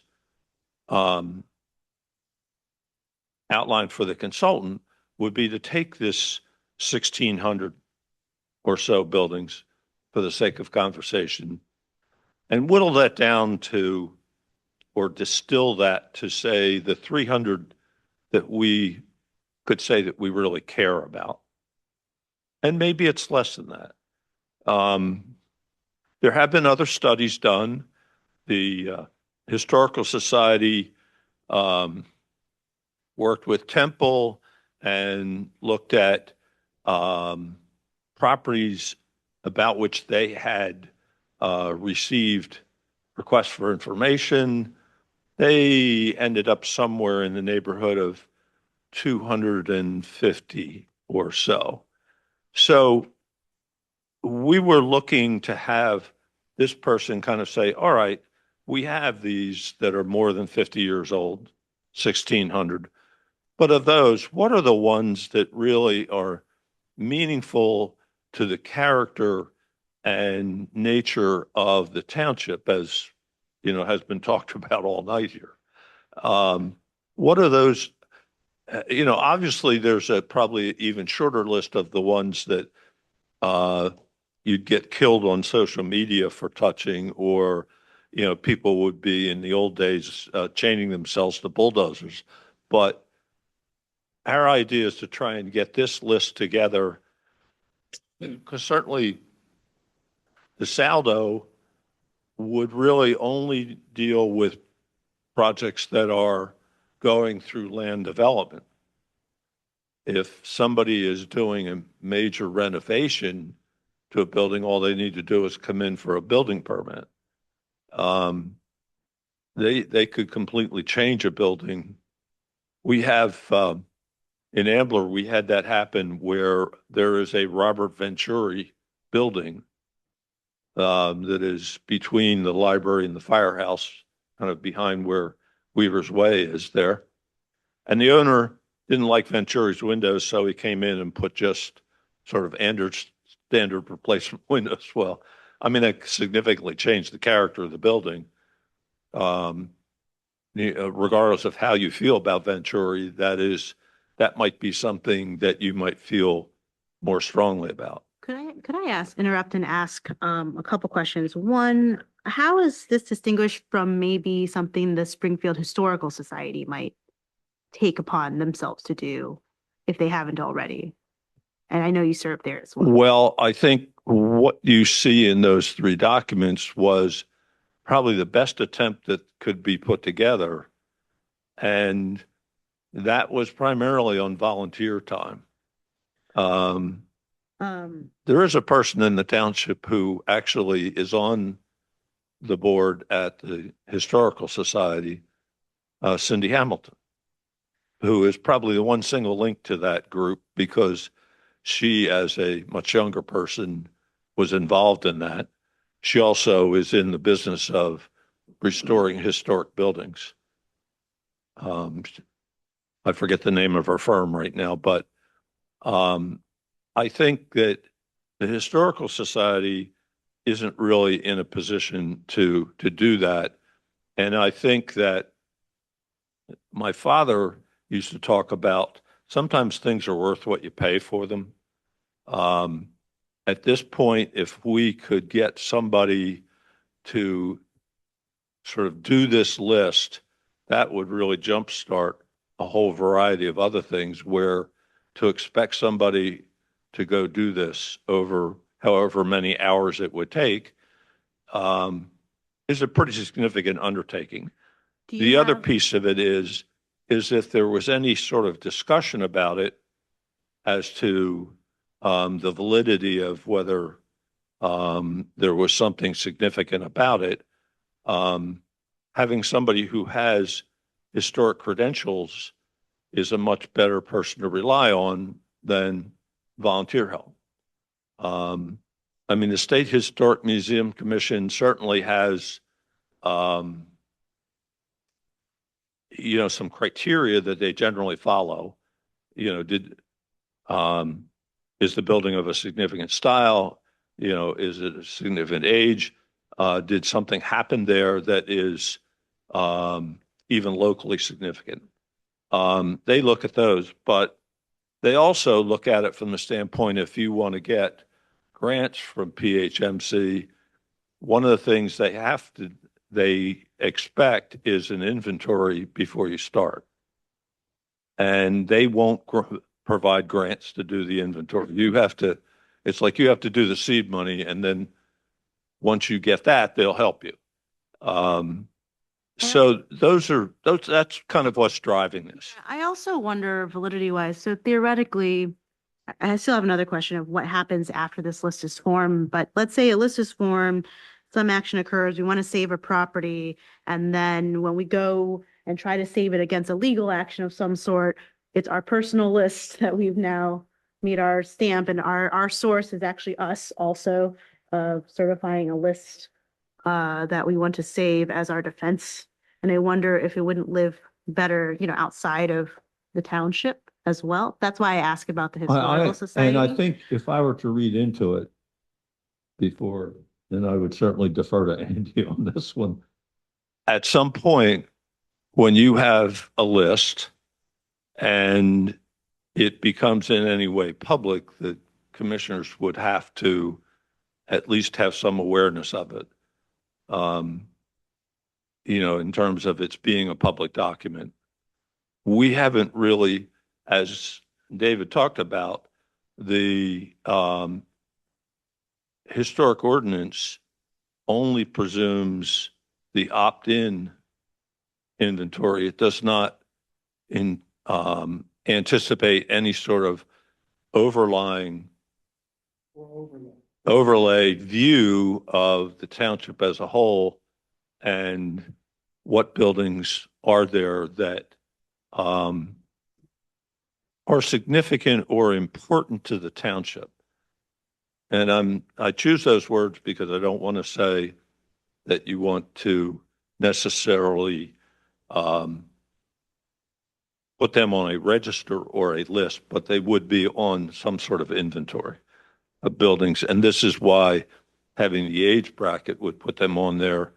And then we could prioritize those as far as what might be our, most interesting ones as, a step beyond that. But the first thing is to get a true inventory. And as the map showed,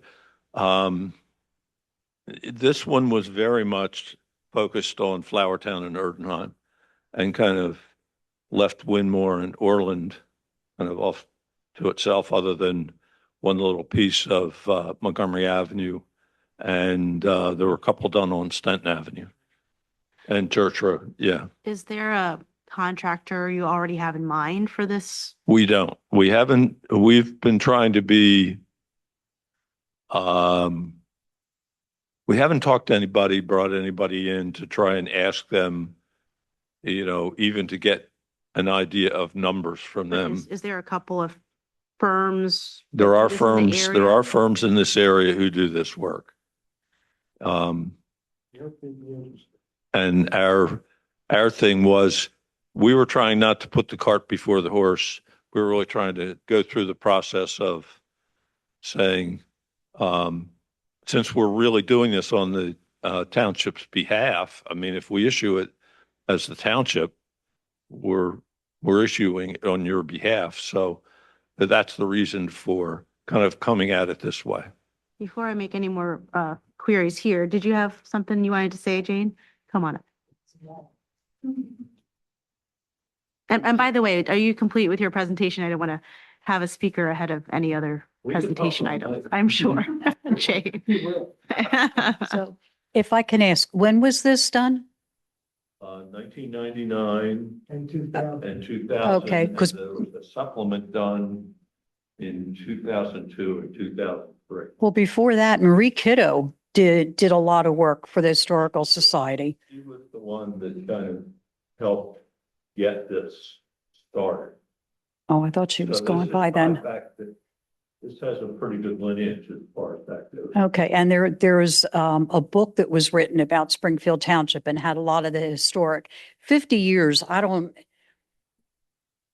think there was anything in the township that was really all that in the past 50 years, in my personal, and I could be wrong. And I lived in one of the houses at Hillcrest and Bethel, and they were both of them were 1890s. So they're definitely historical. But to spend money to do something that it almost appears has already been done, it is just, I'm cheap and I just don't understand if it's already been done again, why are we I doing hear it? you, and I think I hear you, and what I'm saying is it hasn't already been done. Pieces of it were done. And what we're trying to do, we would make this information available, and also any other studies that we have at the Historical Society for whoever the consultant would be, to be able to use that to try and make this easier to do. That was the point. May I suggest, from my view, I don't know if any commissioner here has a strong feeling about this. I sense that maybe it's not ripe to make this spend, if perhaps we could even invite someone to even give us a sample or proof that it might function. Let's say you just took a few blocks of Winmore or whatever, and show us what we're going to do with that, how it would benefit us, make a sales pitch essentially, as opposed to us offering what sounds would be a request for a proposal situation. And maybe I'm just not clear on the outcome and what we would do with it quite yet. Incidentally, I will be coming to serve as your liaison at Historical. But I just sense that we're maybe not there yet to spend it, from what I've read and even from what I heard today. Because if we're talking about, we've had 1,600 and that's a fraction of the town, and yet we haven't had one elect. I'm wondering if there's other energy to be spent somewhere else to help us achieve our goals of preservation. That if that list was narrowed, if 1 out of 1,600 aren't coming in, 1 out of 300 is also not coming in, so that's just my take. Would any other commissioners like to speak to it? I have a couple quick questions. Okay.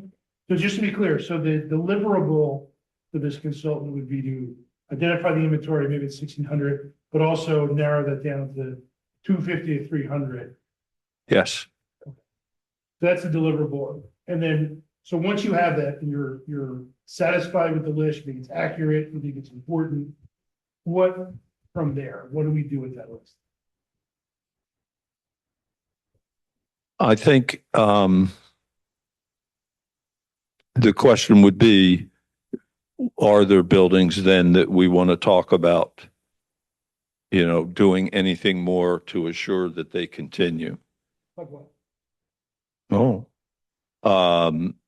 We'd have to then look at what the ordinance would allow us to do and whether we need to address that.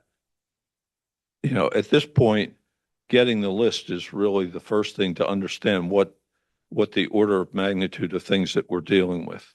That's really what we're trying to do right now. I mean, Just assume you have it. assuming we have it. 250 you think are historically significant. What is the action on those 250? I think you would have basically, after you have that list, then you can hone in, you can start looking at properties on the list and try to determine which ones you think are really important to the township, but you have to start somewhere. All right. So And the logic next step, let's say you get down to 100. Yeah. That's saying we really want to preserve these 100. What do you Right. think of that? yeah, we want to create a resource for the township so that, if if a developer comes in to try to change one of these resources, that we have a place to start a negotiation. You know, you tell the developer, we've deemed that this property is significant to us and we want to preserve it. And what can we do to try to meet that goal? And maybe you can't reach an agreement with them, but at the very least, then you can document the property and you can photograph it, and then you have a record. Is there anything else that we're doing with it? Like, are you envisioning for the ordinance where we haven't had anyone volunteer to be part of? Are we putting the full court press on those 100 to encourage them to do so? Do we need to sweeten the pot? Well, It sounds like the pot's not sweet enough. We only have an opt-in, and we've already gone through that. For some of It the, hasn't been sweet enough, right? Because nobody's Exactly. taking us up on it. Right. So do we need to revisit that? let me tell you about a conversation that someone had with the previous owner of the wheel pump. All right. Wheel pump is located on Bethlehem Pike. It's in a commercial district. He said that there isn't any reason for him to try to opt in on the historical ordinance because, number one, he doesn't want to create a bed and breakfast. Number two, the existing ordinance, the existing commercial ordinance gives him more options to develop. So there's no reason why he wants to use it. Mike, I thought for residential property, there was an incentive to allow higher density of units. There is. It's not There's just, a number it's of not just a bed and breakfast. Yeah, there's a number of additional uses that are permitted in the residential district that wouldn't be permitted if you didn't list. Right. I think the difference is in the commercial districts, they already enjoy a wide variety of permitted Right. uses. Yeah. So it may not be as attractive for those. Right. And then Al brought in all those other reasons why somebody may not choose to list in a historical thing based upon financing, insurance. I mean, the Right. township listed the Black Horse Inn, and we bear those costs. we But didn't have Susan, to your financing point, issues. Right. we're trying to identify someone who would be willing to talk to us. And we haven't been able to do that so far, even a consultant. I mean, what we want to do is, have the proposal go out so that we can talk, so we can identify people who might be interested in doing this for us. And if you can't come to an agreement on price, then maybe you can bring them in and talk to them about what you can achieve. Yeah, I just feel like maybe there's some work we can do to invite those conversations before issuing the RFP. I don't know if I'm saying the right words, putting the cart before the horse a little bit, if we haven't even been able to identify those resources. It feels a little bit, spaghetti on the ceiling, and I understand that. And then another piece of this that I'm hearing is that we're looking for a lever for us to have in a development scenario. And I'm not sure I fully know, and I don't know the ordinance well enough to know those levers that would even be available to us, to Jim's, I think, line of inquisition of what could you even do should you have it? Andy, is there? The zoning ordinance is an opt-in, as we've said. So Right. there's, unless someone comes in and says they want to take advantage of it, there's not much that you can do at this point. So Maybe the answer is the sweetened pot somehow. I'm trying to get to a yes. I'll tip my hand here. I'm trying to get to a yes. I'm just making sure that the outcome is useful and meaningful. Like if we just get this information and then still nobody's opted in and there's no incentive for anyone to save anything, what do we do it for other than now we have a good record of all the properties that we can't save? So, Well, you have a good record of what's important to the township. You can start the process to identify properties that are really important to the township that you want to preserve. Go ahead. how long does this process, if somebody was hired, how long would this take? Now you know what we've been spending the last 5.5 years on the commission trying to come up. That's what I'm trying to get to, yes, because you guys care about this so much. We have been back and forth and up and down on this, and this is the best option that we have gone through and I think believe in at the moment is to get this list developed so that we have a starting point for any of the other historical options. I mean, recognizing that there is nothing in the ordinance right now that would prevent anyone from coming in and tearing down anything. And legally, I don't know that we can necessarily do that in the way that, say, the places like Cape May deal with it. I mean, we're not looking to, that's not where we want to go with this. Jane, I did mean- you have one more comment? Yeah, I used to live in, my mouth's big enough. I used to live in one. And I remember conversations, I don't remember a bed and breakfast business, but I thought that if it was a historic building, you could do what you wanted kind of on the inside, but you couldn't change the outside. So you had to preserve what that building was for the historic stuff. Because I thought that's what, no? We don't regulate that. Because I thought there was a whole thing with the Black Horse that they couldn't change anything with the outside and. Change Black Horse is a really long subject that's going to take us into tomorrow. I know, but I mean, I thought that's what it was. You couldn't, you couldn't change the way it looked. You had to preserve the historic. Listed on the National Register. The Black Horse has its own set of special circumstances beyond the township. Because there were the two Victorians at Hillcrest and Bethlehem. And I'm not sure. I don't think Gary opted in, but they're 1890s. I just, Nobody has opted in. I would just say, I think, again, much like Jim said, I want to be productive with our resources, both time, the great effort and energy you've put in, and dollars. And I wonder if there wouldn't be another way to tackle this before we could commit ourselves to a $20,000 commitment. And I wonder if it wouldn't be, some of us or staff inquiring into some qualified consultants and seeing if because theoretically you want someone who's going to want to sell you on their services too, right? I mean, if you're throwing it into the air and no one's taking the bait, gosh, I got to wonder about the bait a little bit and what my circumstances need to be. So that's where I sit. And I don't know if anyone else has a comment that's different. Susie, are you suggesting that rather like previous to putting out a formal RFP, that there's an effort to have a conversation with the consultant to just suss out some of these details and maybe get their feedback? I mean, it's certainly, I respect that there's been a really significant amount of time and energy that has brought the two of you and people that you're working with on your committee here to this point and asking for it. And I wonder if a consultant might have additional information to add to that conversation. And maybe they'd say, absolutely, you need to do the list. Move forward. This is where you should be. Maybe they'd say, oh, there's other ways to get to that deliverable that you're talking about. Have you considered X, Y, and Z?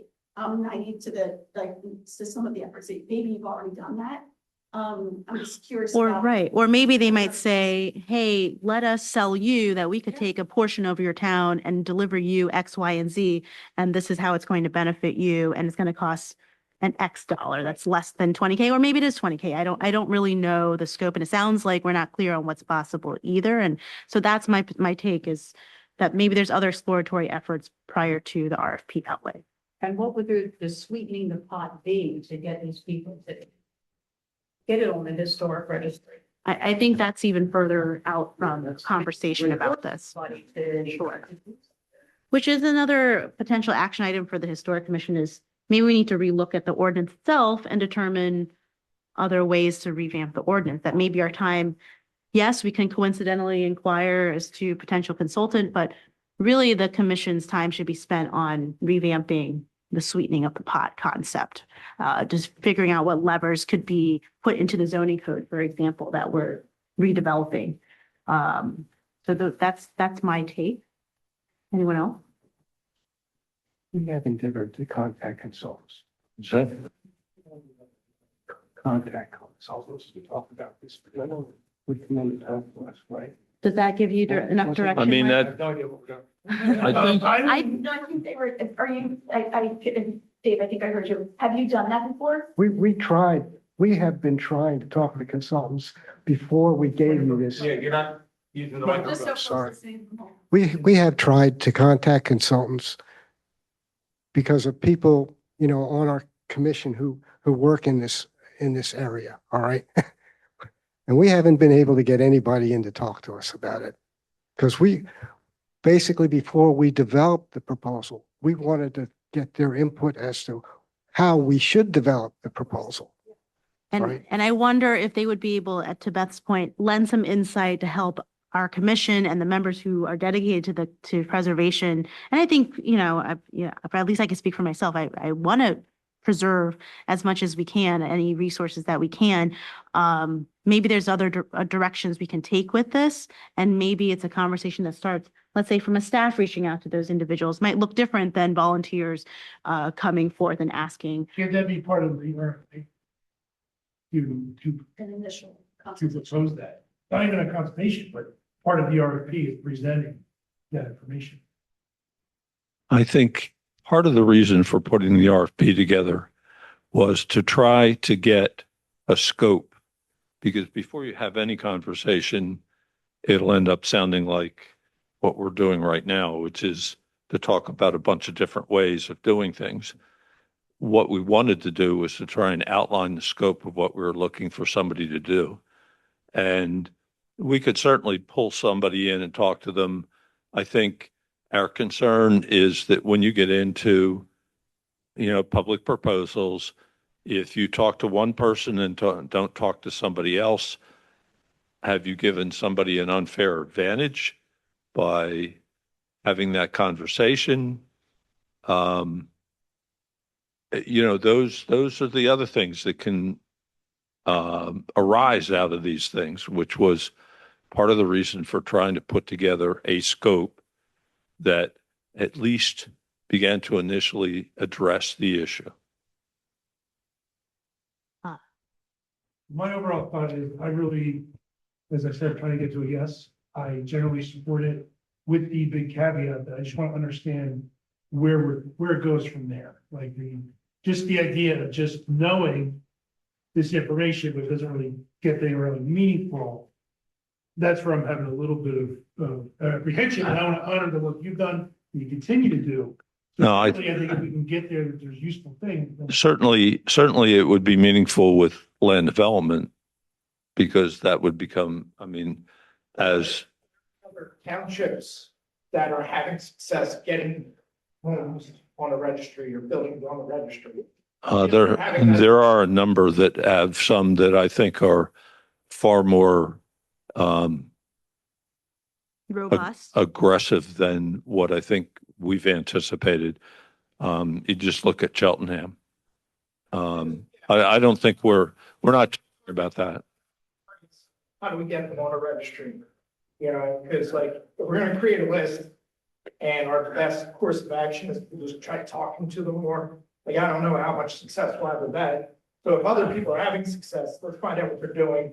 It's that way, if we are gonna spend a good chunk of money to identify these targets, we then have a plan to how to approach them. I think Cheltenham basically mandated it.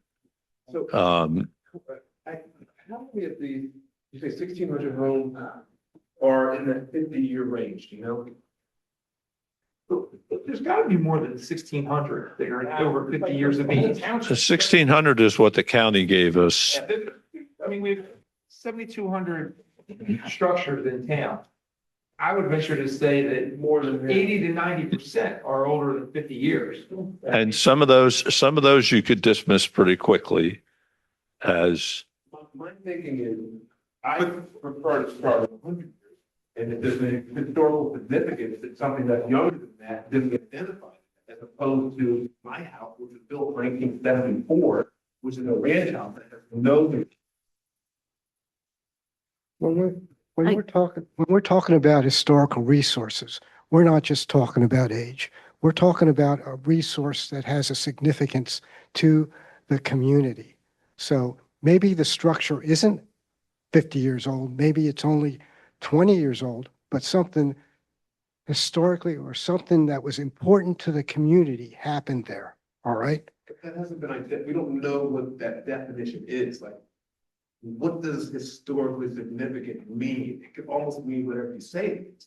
until we identify and sort of put a parameter around what you're saying historically significant is, I sort of like nonplussed.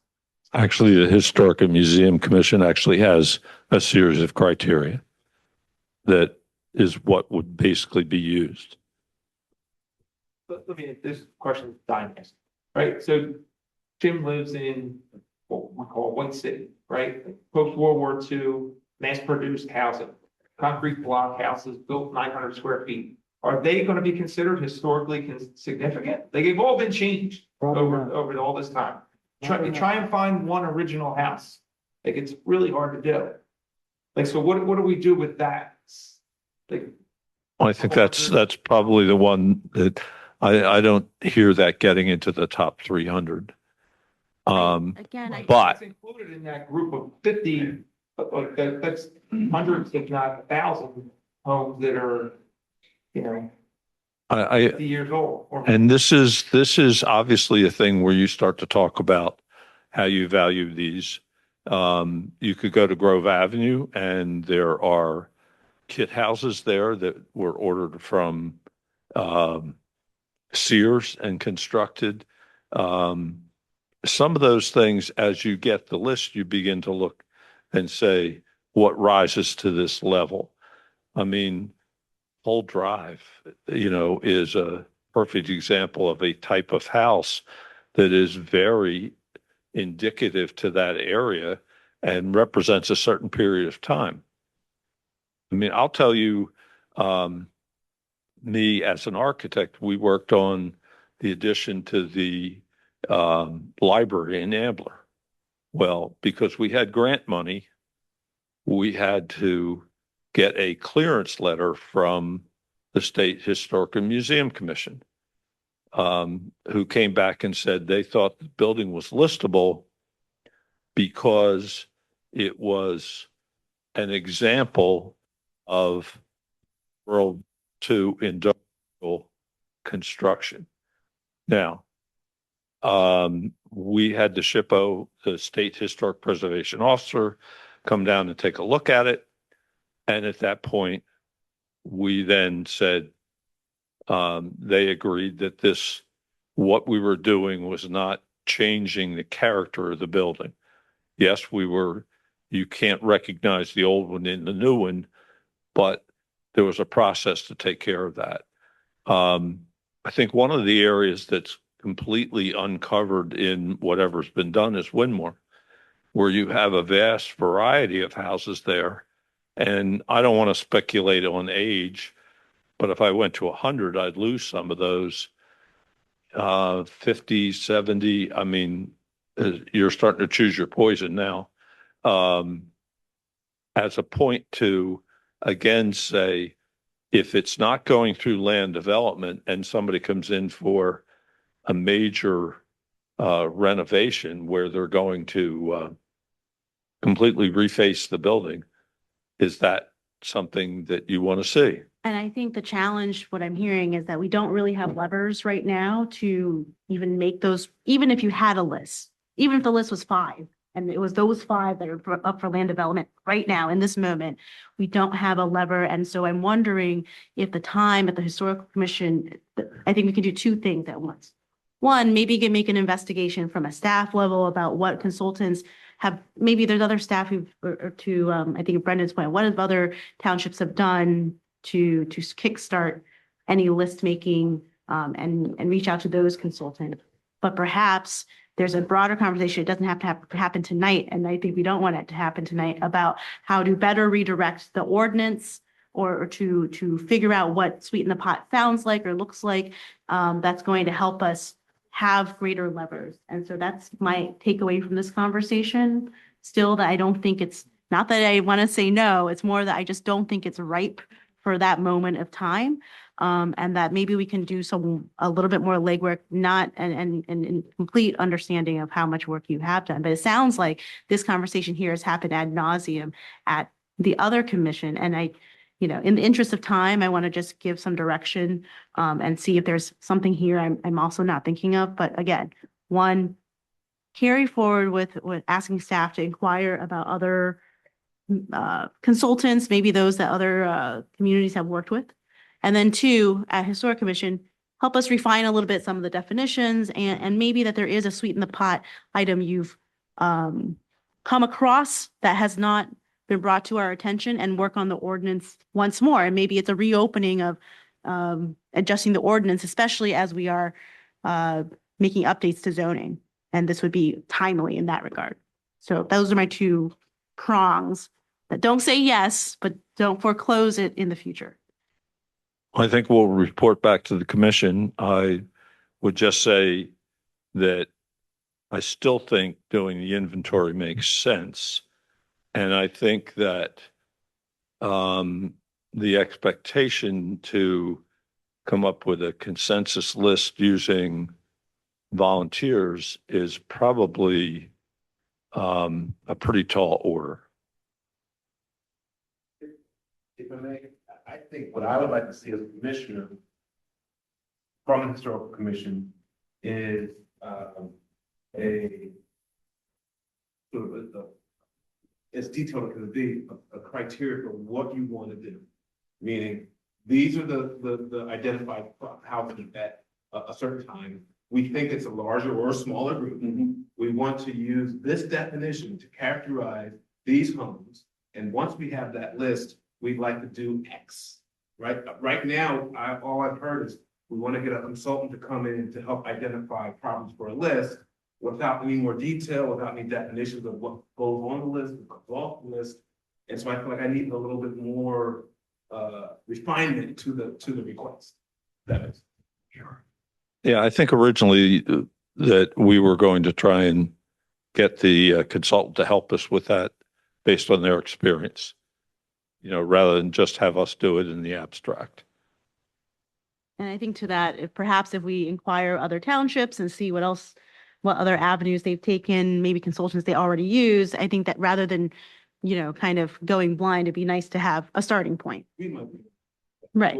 That's what I'm trying to say. And identifying, do our neighboring municipalities have these lists that we're talking about? Right. Has this already been done? Who are they using? And if you're just retaining it, what's the utility of it? Absolutely. So again, not a future foreclosed, no, just that I don't think it's right. So maybe I'm missing something, but if there is an ordinance and it says there should be no external alteration without the commission. That's if you're opted. if you opt in. Yeah, but I mean, that's. But the property owner had to have opted in to participate. It's not something that we can mandate. Yeah, of So course. Thank you for your time, and I will see you at the next meeting. And that will segue into our next items. Thank you. As a follow-up, we'll be reporting back if we are able to, or is that an action item that we're taking on in terms of following up with local municipalities? to see Yeah, if so they've done we'll it? ask around and see how many municipalities have a list of this type. Who and they what might have they do with used. it Yeah. once they have it. Okay. I think to me, that's the most important part is what are we doing that we have? Yeah. Well, in the criteria. We had the perfect list right now. What are we doing? Right, the criteria, as Criteria far that as we use. age and also the significance. And are there known we're gonna rely consultants on that they've already worked with? HMC document as the basis for that. I also understand that Madam Chair will be our liaison, so we will be able to help us communicate that with the rest of the commission. Yes, for sure. I think Not to put you on the spot. I think we will take prompt action. Without spending more time, I could have lots of thoughts. All right, thank you so much. Thank you. Thank you. At this time, we can go ahead and go into the book. One item I'd like to turn to before we fully go into. Sure.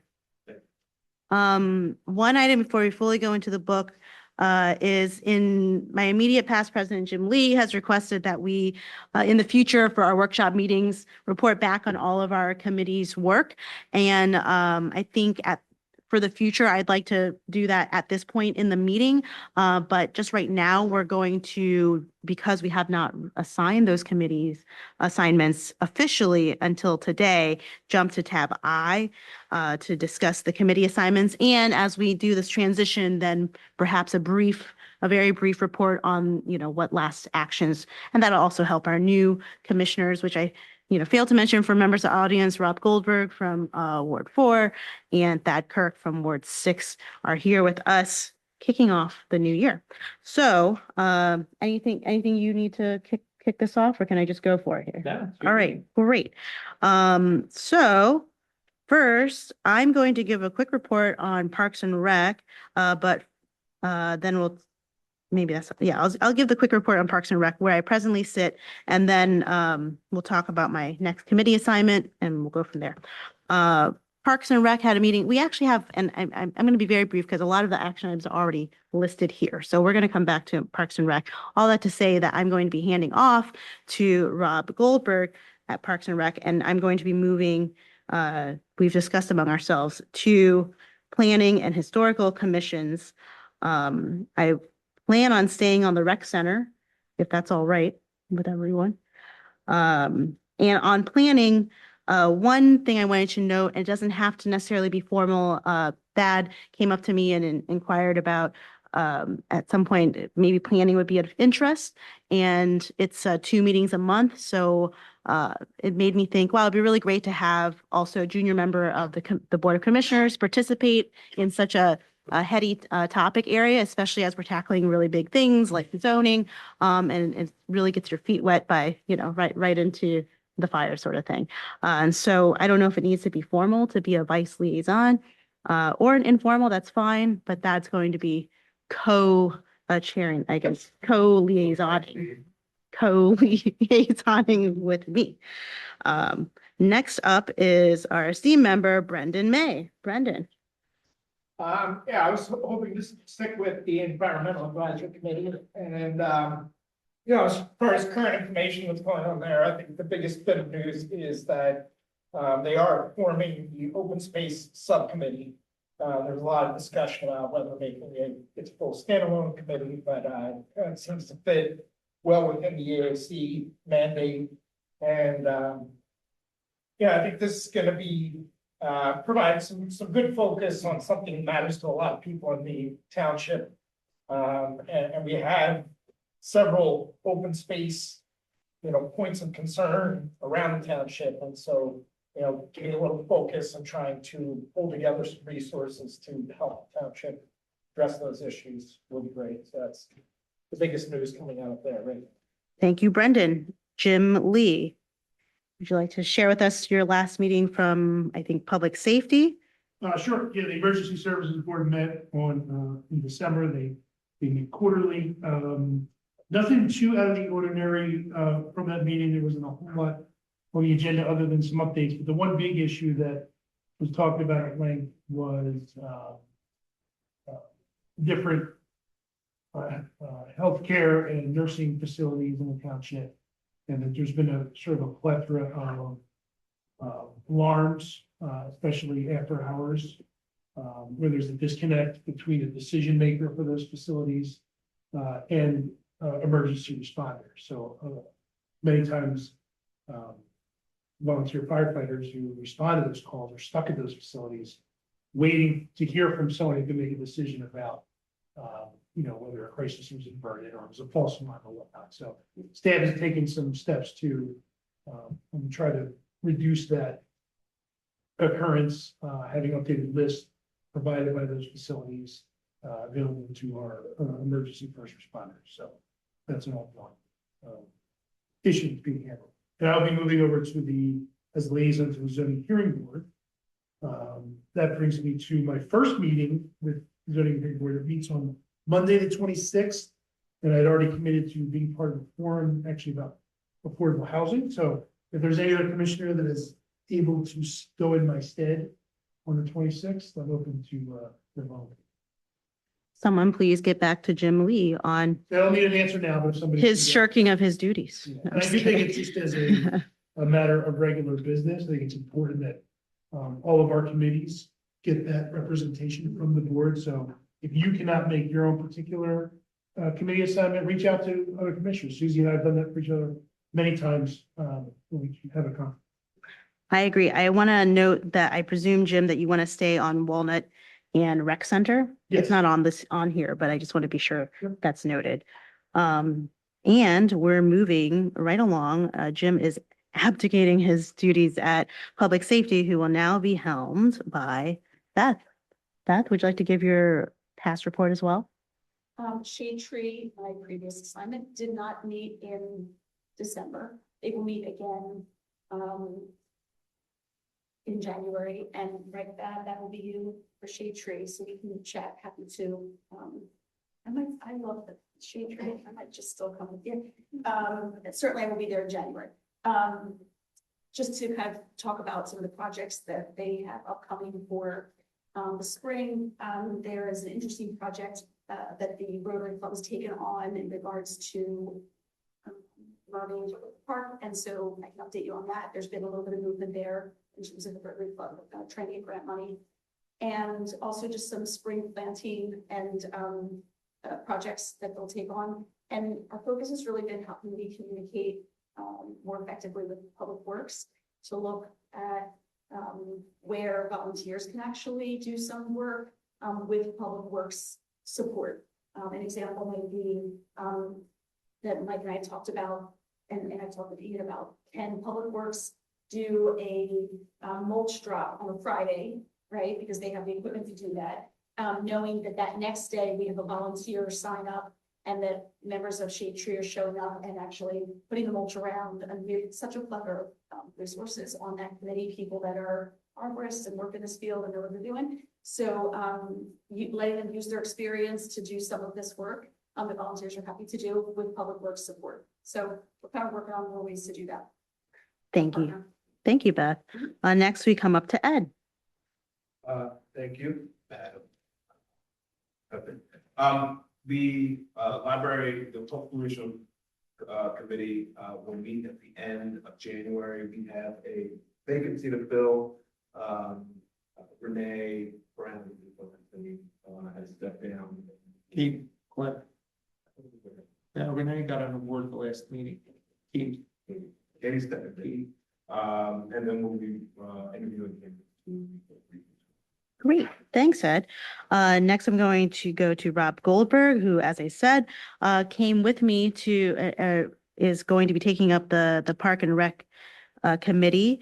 Rob, did you have anything to remark on your first Park and Rec meeting that isn't already going to be covered in the book? I thought that the presentation by both the softball league and the baseball league, they were responsive to the parking concerns. I was kind of impressed with their diligence. It seemed like they're really making a good effort to smooth over some of those parking problems. Do you have the same impression? I think they're making efforts. I think that they've regularly responded to the parking matter for sure. And we also were able to meet, and we'll talk about it again, a new staff member there. Yeah. So thank you, Rob, for serving at Parks and Rec. Rob will also be serving on the Rec Center Advisory Committee, essentially as an extension of Parks and Rec as well. Although another extension is Walnut, and we're going to move Thad over to Walnut because it's in your area. Thad, do you have, I mean, obviously, I don't know if you've attended a meeting or not. You're going to be going to Shade Tree. Anything you want to say at this time? No, not really. All right, great. Just looking forward to taking it on. Awesome. Well, great. Those are our committee assignments, and that'll be done. Now we can just go right back up to tab D. Before we go really into the book, does anyone need a quick break? I know it's a little longer than usual. Nope, firing through. All right, D it is. We're going to, let's Baird Standish has moved up previously as an alternate member. Now he's filling in a vacancy. As a result, there is a vacancy for an alternate member. Perhaps we can reach out to those individuals who are interviewing this week. If anyone has an interest and we're already interviewing, that'd be great. And if no one does, then perhaps we reach out to those other individuals who could not make it. I think when you interview them on Wednesday, that's a good question to ask any of them. If you have any interest in any other committees, we have a vacancy available on. Absolutely. See if you get any papers there. Great. Any And the library. Oh, that's the main one. Any thoughts on recycling this month? All right. Moving right along to tab F, Mike, we're talking water quality. What's the heck in water quality improvement plan? Peter is no longer with us. I know. Two things to discuss about this one. So the Wissahickon Water Quality Improvement Plan is a document that was created by 13 municipalities in the Wissahickon Creek watershed to try and address a total daily maximum load requirement that was imposed upon us by the U.S. Environmental Protection Agency through the Department of Environmental Protection. They created this plan over the course of many years, have submitted it to the EPA and DEP for approval in the fall of last year. They hope that they'll get approval sometime this year. But in the meantime, they're trying to formalize the management structure, which up until this point has been kind of a loosely affiliated group of municipalities that have operated as a partnership into a more formal consortium. The consortium will allow us to apply for and secure grants to do some of the projects that are listed in the plan. Before you is a draft document that has been shared with all the municipalities with a request to share it in turn with their municipal solicitors. So as you might imagine, after 13 attorneys get a chance to look at this thing, it's going to look dramatically different than what it does today. So the purpose is to just share this document with you, make you aware of the fact that we're looking to transition into more of a consortium, more formal group under the Intergovernmental Cooperation Act, and that there is, importantly, a cost share component for the projects. Our cost share is just about 11%, 10.896%. It's based upon the percentage of watershed acres within the jurisdiction that are in the Wissahickon, as well as the percentage of watershed impervious acres within the watershed. So they tried to come up with a way to make it equitable for everybody. We'll see. We're one of the highest. We are. But we have among the most water area of our town in the watershed. And we're built out. Yeah, Yeah. exactly. Yeah. Yep. 10.896. 10.896. That's our number. 896. It's seven. The second part of this particular tab is that Commissioner Wilson previously served as our primary voting member as well as the elected official representative. Under the current arrangement and the proposed future arrangement, we're to have a primary and alternate voting delegate, as well as an elected official or appointed official, as well as one staff member. So Craig serves as our staff member and the alternate at present. Peter served as our primary and our elected. We need to replace somebody as the primary and somebody as the elected. Doesn't have to necessarily be the same. If somebody's willing to be the elected representative, but isn't necessarily able to commit to attending every meeting to be the primary, Craig could be the primary. But it could go whatever way you want. I happen to speak to Rob, who has a background in this. Actually, Rob, do you want to share your background in water quality? Yeah. I worked at DEP and I was assigned to community relations for water quality. So conveniently, we have someone with a great dearth of information and background. I moved that Rob into Sounds like you were voluntold. All right, so. Well, that'll be a vote. Yeah. All right, so it sounds like you're willing to take the role. What is the, just out of curiosity, what is the load commitment? Second Thursday, 8:30 a.m. virtual meeting. Yeah. How long is virtual meeting? Down an hour? It's about an hour. About an hour, yeah. About every month? Every month, I'm sorry. It's usually the Thursday after our Wednesday, board meeting.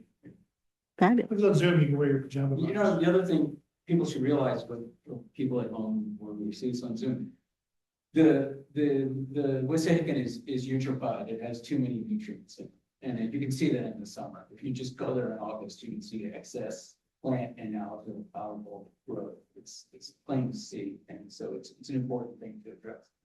It's not for nothing that we're doing this. Yeah. Beautiful. Because what happens is it leads to low dissolved oxygen levels in the creek. Thank you, Rob. So is Rob going to be our primary voting member as well? Rob, To do you take- plan on fill being in the for primary? Where Pete was? Yeah, I guess so, yeah, yeah. Okay. And I suppose if he can't, for any reason, he can defer to Craig. That's how it worked. in All the right. past, by- Fabulous. you know,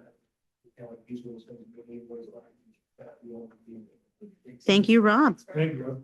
We are now at the Township Manager Report. Okay, I will try to get through this quickly and painlessly. Team building. Got a team building meeting scheduled for Friday, the 23rd at 1:30, just as a reminder, mark your calendars. Justin Hill Local. So, I think sometime last year, maybe the year before, there was this suggestion that we look at using the Chestnut Hill Local to do our legal advertising as well as, any other occasional job notices and things that we might put out there. The reason being that the Chestnut Hill Local, of all the local papers, was giving us a reporter to report on the actions of the board and what was going on in the community. And personal observation, it seems to be a little bit more widely available locally than the Ambler Gazette. For many years, the Springfield Sun had a beat reporter here with us. It was a paper that was dedicated to the township. That went away probably 10, 12 years ago. We got it absorbed into the Ambler Gazette. Now the Ambler Gazette has mostly countywide news. There's not a whole lot of localized news. The Chestnut Hill Local will do an article here and there about the township. And we recently were assigned a student reporter, student journalist from the high school who is going to make an effort to be at these meetings going forward. So At Locals Coffee, they have a stack of Chestnut Locals. Do they? in there. Yeah. So we checked in with the local to see what it would cost to put one of our recent job advertisements in there, as well as the cost for one of the zoning hearing board notices. And lo and behold, they're significantly cheaper than the Ambler Gazette. So we're going to move forward with going with that. So I just wanted to make you aware of that. And And their distributions, Yeah. is judged with our legal requirements. Yeah, It says serving Springfield Township. yeah, it just has to be In general general circulation. circulation in the municipality. Yeah. Great, Arguably more generally circulated than the Yeah. Ambler Gazette. 100%. Winery license. So the property at 700 Bethlehem Pike, many of us know it as the former Fingers Restaurant, then Basio, and now it's been something like the Backyard Cafe at the corner of Montgomery and Bethlehem. They used to have a full liquor license when it was Fingers, and then when it was sold, they sold the liquor license separately because it was worth considerably more than the building itself. The subsequent owner and operator of the restaurant that was there had a limited winery license. I'm not sure whether the most recent iteration of that restaurant had one or not, but we've received notice that they applied for one again. It's very similar to what Stokesbury has. Pennsylvania wine and spirits and beer can be served there under the license. So seems like a good thing if it makes the restaurant, more viable. Next item is executive. You know, if an actual retail restaurant is moving in there, because the Backyard Cafe thing was more for events, I noticed. Yeah, I don't know the answer to that. I know that the owner of the property is trying to market it and that the Backyard Cafe is no longer there. Okay. That was brief. Yeah, they weren't very organized. Civil Service Commission, they met on January 5th. They reorganized as accordance with the civil service rules and regulations. Bill Plate is still the chair. Amy Santman is the vice chair, or I'm sorry, the secretary. They also approved Chief Picco's request to participate in the February 14th entry-level police officer examination, which will be held at the high school. We don't have any current vacancies, but we like to stay current with the testing just because it's a long process to get somebody on our list. Municipal Campus Solar Project, good update on that. We made a safe harbor payment at the end of last year just to preserve our rights to the 30% federal tax credit, which would be in the form of a rebate for municipalities. So we made that payment. They were for the inverters for the solar panels that'll be on the roof of this building and the public works buildings. We are on schedule and have received approval from PICO for the interconnection. We have also approved submittals, well, our consultant approved the submittals for the inverters and the solar panels themselves. The contractor submitted a number of different options for the solar panels because they want to have the flexibility to select ones that are going to be in compliance with the new FIAC standards that were imposed. So we're on schedule. We think we're in a good place. We're hoping for a spring start to the project and be online by the fall. So that's moving along nicely. That project would not have been possible without the help of Wilson Engineering Services, whom services we obtained through the Shared Energy Manager Grant Program from the Pennsylvania Department of Environmental Protection. They drafted the RFP for us, evaluated the responses, and made the recommendations on who to go with. They also did some early engineering evaluation for the panels to help evaluate the two responses that we narrowed it down to. So they've been a great group to work with, and it was a good lead that we got from Joy Berge on the Environmental Advisory Commission for that program. So towards the end of last year, Joy was in contact with the manager of that program, who advised her that round's still open for 2026 and that they had only 8 people out of 20 slots. We were eligible to apply again if we wanted to. So we submitted an application, which there's no cost to us at all, to help us out with the design development stage of the rec center. We want them to evaluate, net zero building systems, making sure we have good windows that are spec'd out, good insulation properties, just having a real tight building envelope, even if we don't decide to go with any of the alternative energy options that might be out there. So we were just notified at the end of last week that we were selected for it again. Great. And they're available to us. So there's no cost to us. no cost at all. It's all just engineering services, right? Like, so we don't get any kind of they'll do reports and studies and things for us, but we don't get, we don't get a truck out of it, or anything like that, or a solar panel. But it's a good program nevertheless. On that note, may I ask, and this could be a big ask, or this could be the appropriate time to ask on the rec center. In the past, we talked about, obviously, rec center and Laurel Beach property are 2 separate properties, Laurel Beach having restrictions on how to use that. But one type of energy source is geothermal, and it would require large areas of land. And can we actually utilize that space in any way, howsoever it would shake out, either legally with the land or first of all, can you even do it with them from an engineering point of view? Is this an avenue to discuss something like that? So they'll evaluate the payback and the feasibility of geothermal. That's one of the things that we talked about. For sure. The question of can we use Laurel Beach Park for it? I think that my non-legal opinion, as long as we preserve the open space and the recreational use above land for the general public, I think they don't really care what goes on underneath the land if we put geothermal wells in there. I say that you heard that the school district had some major problems with the geothermal wells at the middle school project. Yes, So I'm aware. not 100% sold. It doesn't feel good if you heard someone adjacent had major problems, but it would be nice to get it formally evaluated by these engineering services, hopefully. Now, they're not going low to to no do cost. the well testing for you to determine if you're going to hit rock and at how deep you Sure. have to do these, but they'll analyze the feasibility of it for us. I'll bet Wilson could put together a good list of the whole building.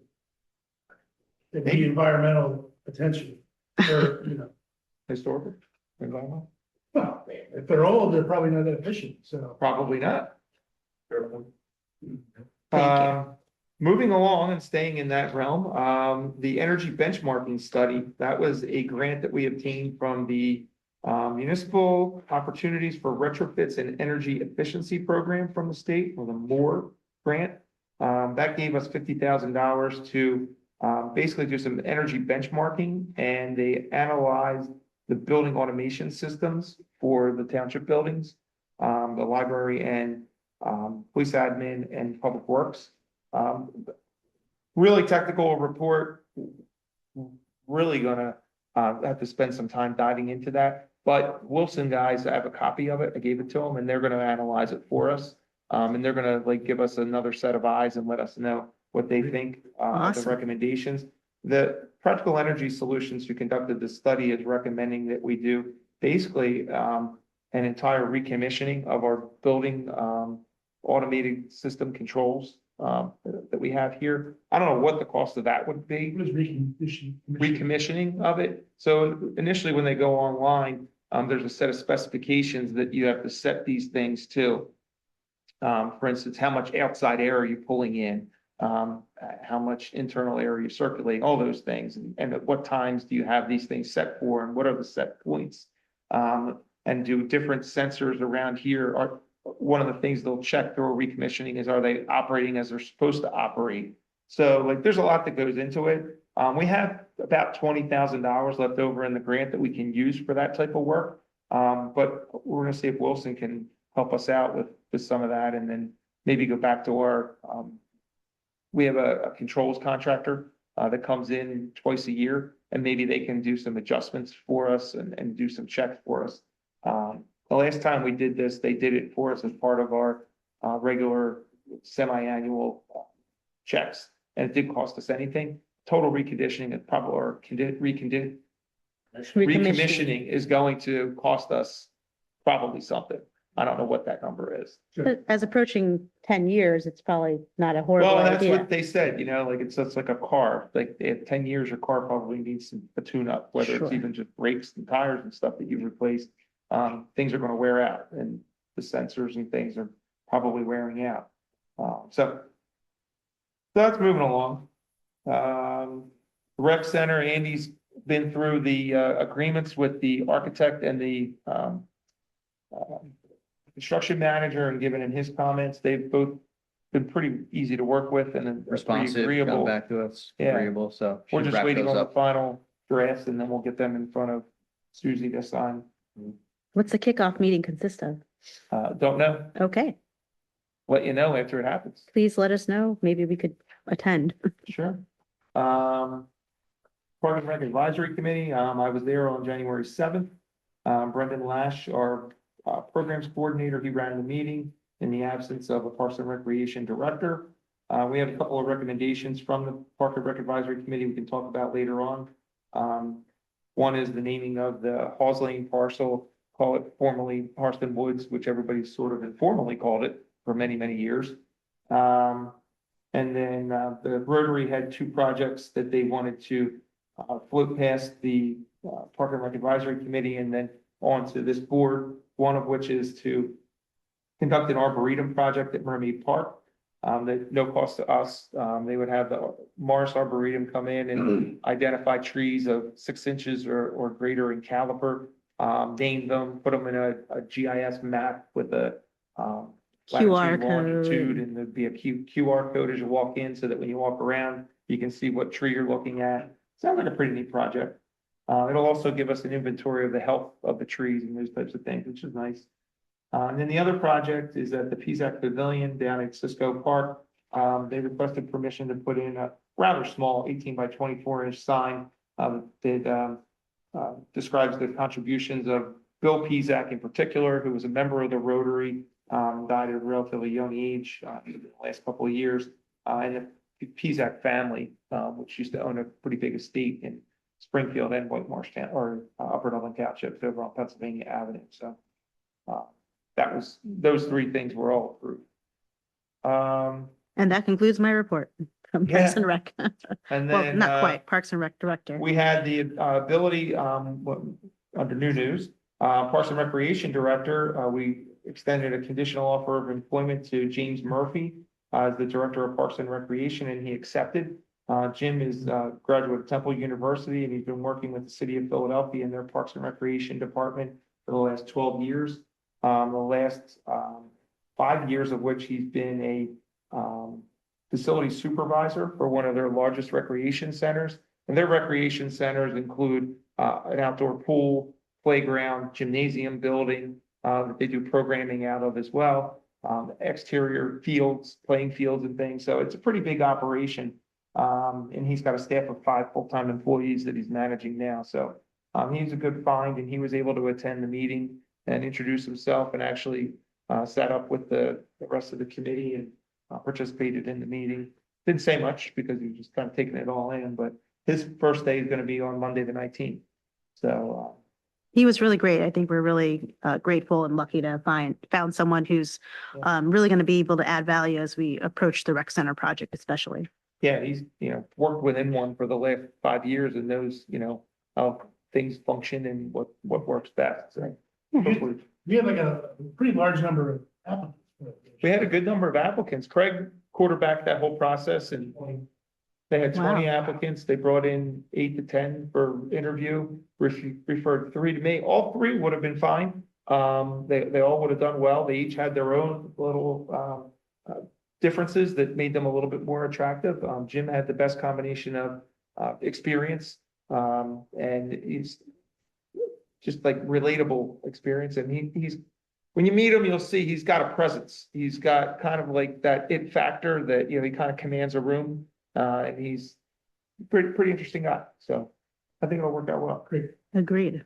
And then a couple other personnel matters. So after 33 years of being the mom in code enforcement, Robin Logan is going to retire in February. Will be her last official day, but her last working day will be January 27th of this year.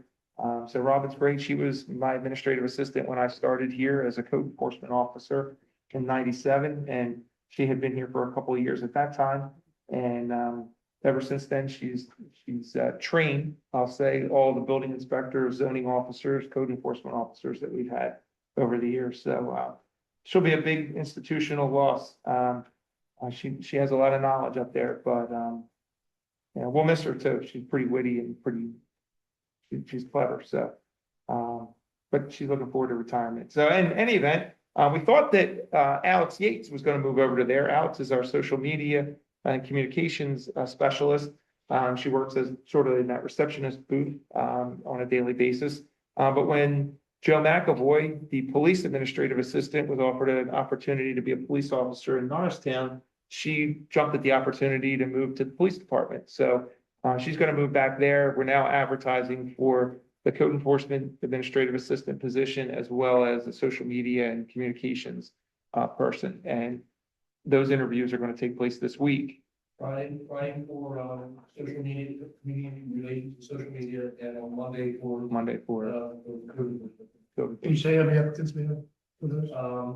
For the community relations, we had 7, and for the codes, 10.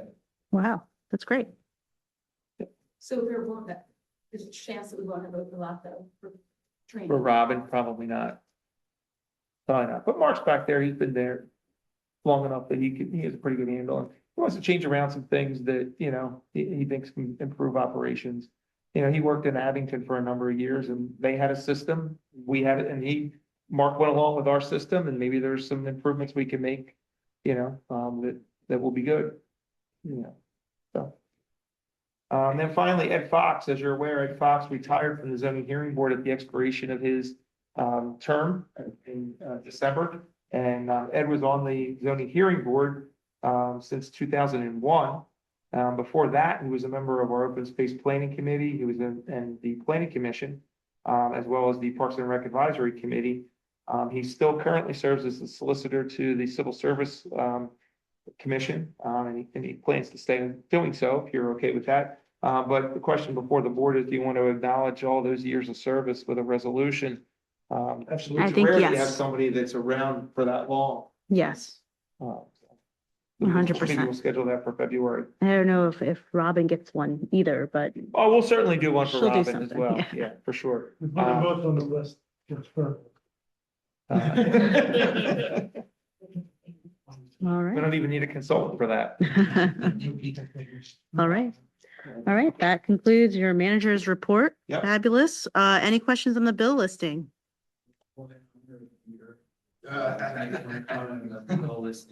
Which is the $98.84 red locker purchase. That's one after the 2 with drill. It might be a full case, actually. Okay. Just checking. And in honor of Pete. No, it's the blue stuff we used to keep. Loctite. Yeah, the Loctite. Yeah, that's It's the evidence that the property. That's correct. Well, thank you for honoring Peter with that inquiry. right. Moving on, we've already done the committee assignments. Thank you, everyone. Next, speaking of Peter, is the resolution to honor Peter officially at our next meeting. Is he coming? He is coming. Fabulous. Peter will be here. Our next item is executive. Our next item is executive. That's 3 executive items so far. Then zoning, there is an application coming up. Does anyone have any commentary on the zoning application? All right, that'll just go before zoning. As such, we're also going to have a series of interviews. First, for the zoning alternate position that's available. We'll see everyone on Wednesday. One quick note. just wanna let Sure. You know that, one applicant will not be there. You're unable to attend. Okay. Did you skip over Michael Davy? That resolution? Maybe I did. Yep, sorry. I did. That bad? And Yes. So Michael Davy will be appointed as a full member of the zoning hearing board, thereby opening up the vacancy for an alternate member for which we are doing the interviews. Correct. Right. And Gary Deutsch, I Mhm. think, he was invited. He was the last minute one that I talked Sure. to you about at your reorganization meeting. We invited him to attend. He's unable to attend on the 14th. So you're going to have the 2 applicants, Greg and Chris. Great. It's too bad he had a great resume too. He did, Yeah, yeah. he had a really great resume. So unless He someone. understood. He said, I understand short notice. And he said, that my work schedule, I'm unable that night. Sure. I'll be out of town. Well, on that note, just so we don't have to come back to it, we're also going to be interviewing a series of individuals for the library advisory committee, who has a vacancy as referenced earlier. And then finally, before we go into executive session, we have the Little League land use agreements. As you heard, they attended our last Park and Rec committee, really to firm up the agreement itself, which was put on pause because they usually have elections at the tail end of the year. We wanted to give the new electeds the chance to put their pen on the dotted line, if you will, in the new year. There were a few adjustments made.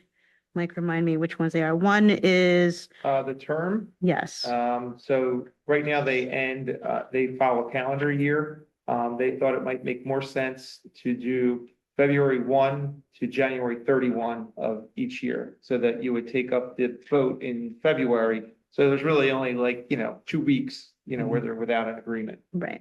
As opposed to now there's up to a month and a half or so. And the other was to, we instituted in the last agreement that these organizations would come before formally the Park and Rec Committee at an April meeting. The idea was just once a year to give residents a formal notice that goes out with the notification that they're on the agenda on a regular basis.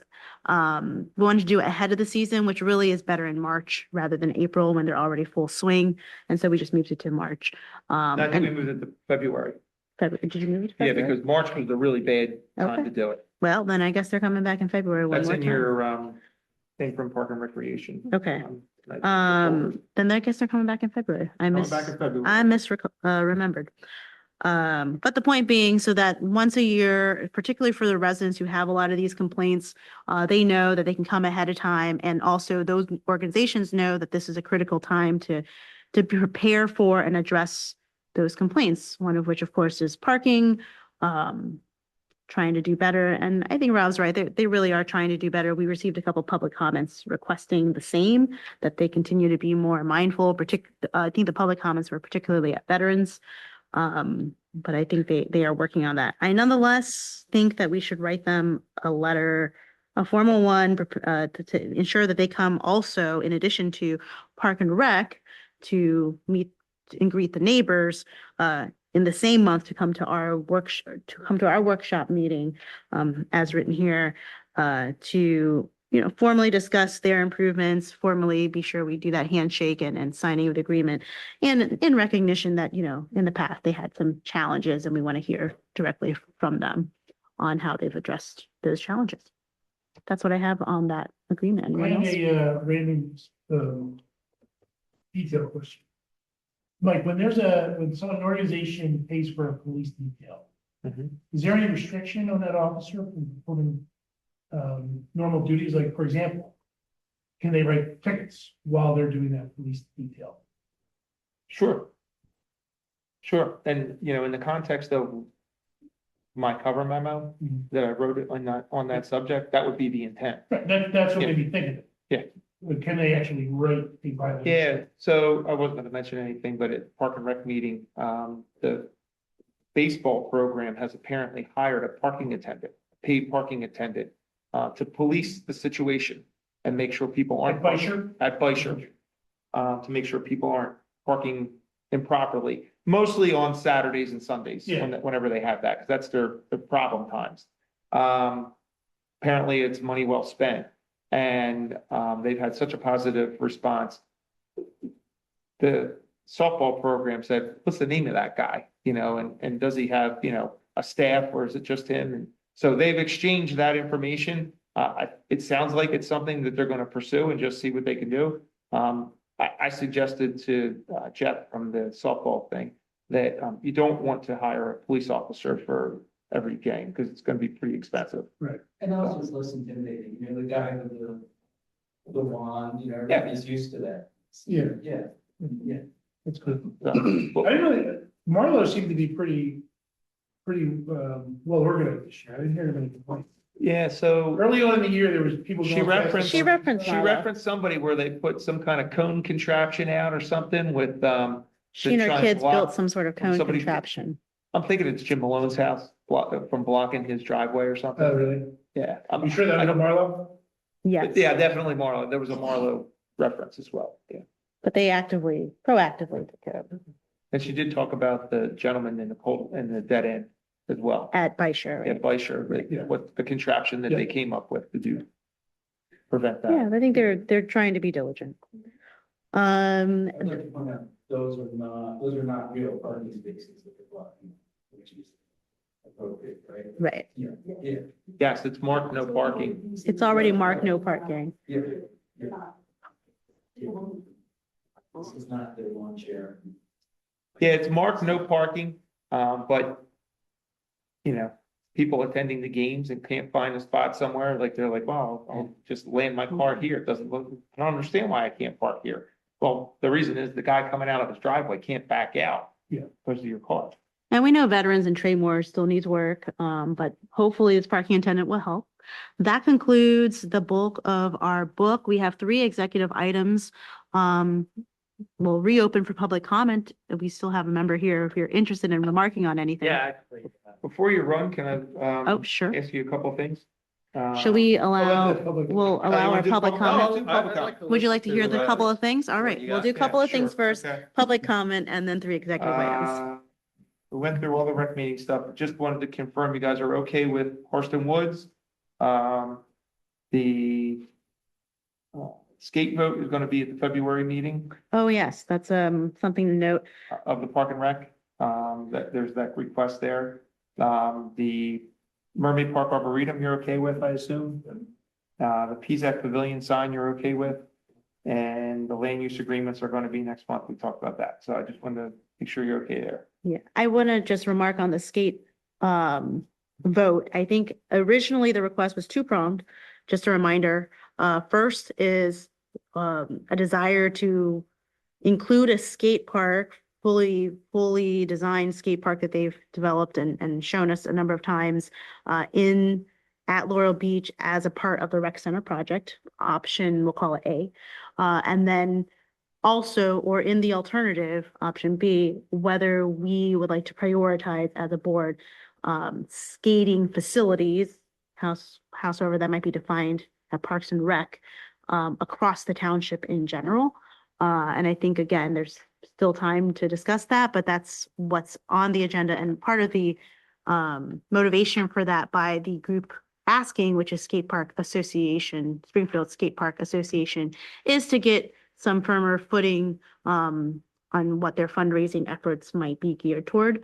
And so they have a better idea of what they can really do and offer as well. So that's what's sitting at Parks and Rec. I have, anyone who's listening, I've I know I've been in receipt, I'm sure others have been in receipt of concerns about skate at Laurel Park. But again, the process is for it to go to Parks and Rec. Be sure those notices get out there. And that's why it's on the agenda, really is a follow-up from November, gave time for the committee to digest it.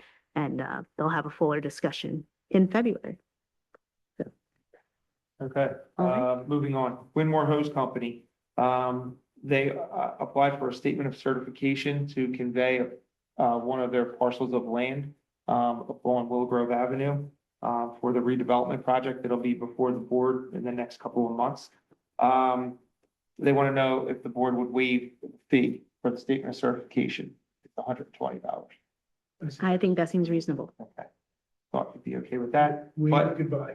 If I look into my crystal ball, there are renovations planned to the fire company, firehouse in the future. And I would very certainly anticipate a request to waive the building permit fees, just as this board has done for the school district properties, because we are the same universe of taxpayers. So fair to assume you're okay with that as well? The only one thing I would point out there is that we use a third-party building service, and we require the school district to enter into a contract for professional services whereby they pay on an hourly basis for whatever the time is, just like we would bill out for our engineer. That way, you know, the general populace is paying. So, okay. With that.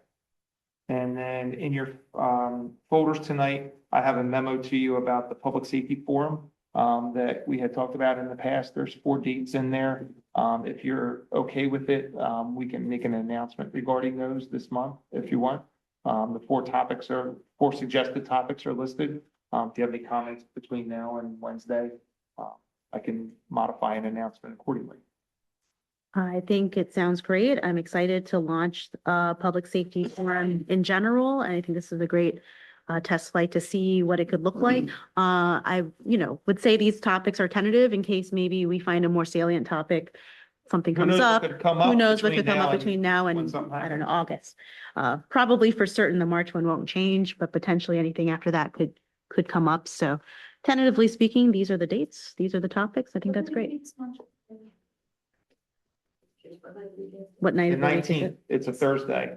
They all are kind of scheduled for the 3rd Thursday because we don't have any standing meetings. That's what I was just wondering about conflicts. And just a reminder for anyone who's not followed that conversation, the effort is, again, we use the terminology of public safety forum because the effort is to create a forum for residents, officers, the chief, commissioners to convene in a place to really talk about safety issues across the township. And we thought we'd just start with topical areas rather than opening it to a bevy of queries. But of course, an outcrop of that will probably be naturally related inquiries and really just opening up the engagement so that everyone is more comfortable making those inquiries in general, whether they're at that forum or casually. So really looking forward to seeing how that works out. Excited. Since we're talking about schedule, because of the expanding college football playoff system, usually the national championship game is always this night. This night. I haven't seen one of those games in like 7 years. Sorry. You'll be able to see it next Monday. I know some of you don't care, but it's next week. Should be a good game too. All right. We do have one public commenter that wanted to make a comment. You are welcome. Actually, 3 quick questions. Sure. Chris Weth, Orland. First, do we know how many people joined the online meeting tonight? Or There are 2 people that joined, and the reason they did is because I've been in contact with them. Because when the password was advertised. Yep. Township it needs to have 2 eyes. Somebody, when they put it in, when they Okay. actually loaded it onto Okay.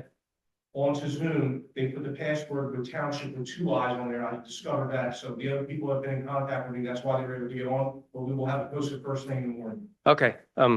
That's why I wasn't lazy tonight and showed up in person. And that segues me into the second question. Is there a method of, I realize there's no public comment from the outside, but is there a method, does the township have a signaling method for, hey, something's wrong with the meeting? Great question. Yeah.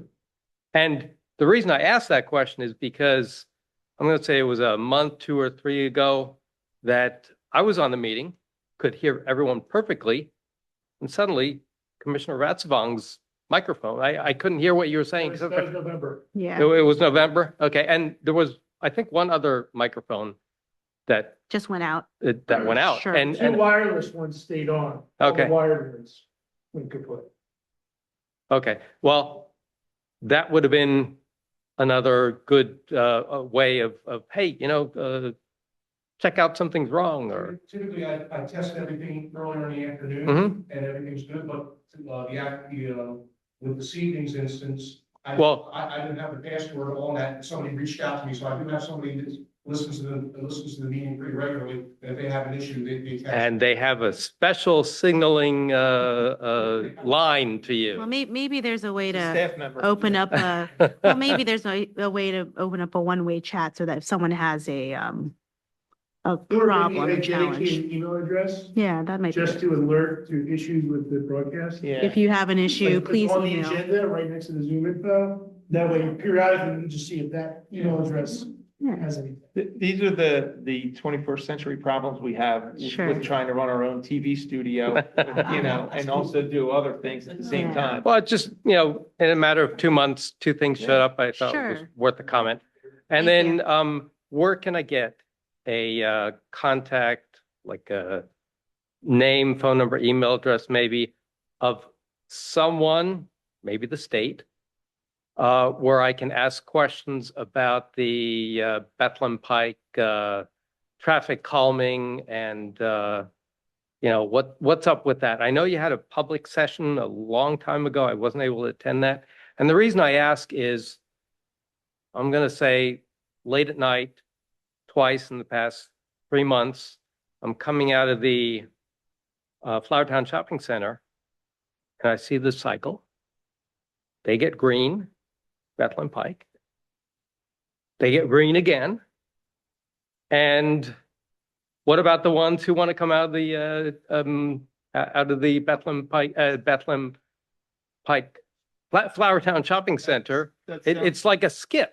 Sounds more like a local issue. That's our signal. We'll have to look at that. To see Okay. if the video detection's working properly. That actually happened to me and I forgot about it. It was late at night. Late at night. Coming out of the- Late at night. I think I blew the red light because it just kept changing and never gave me the green. Yeah.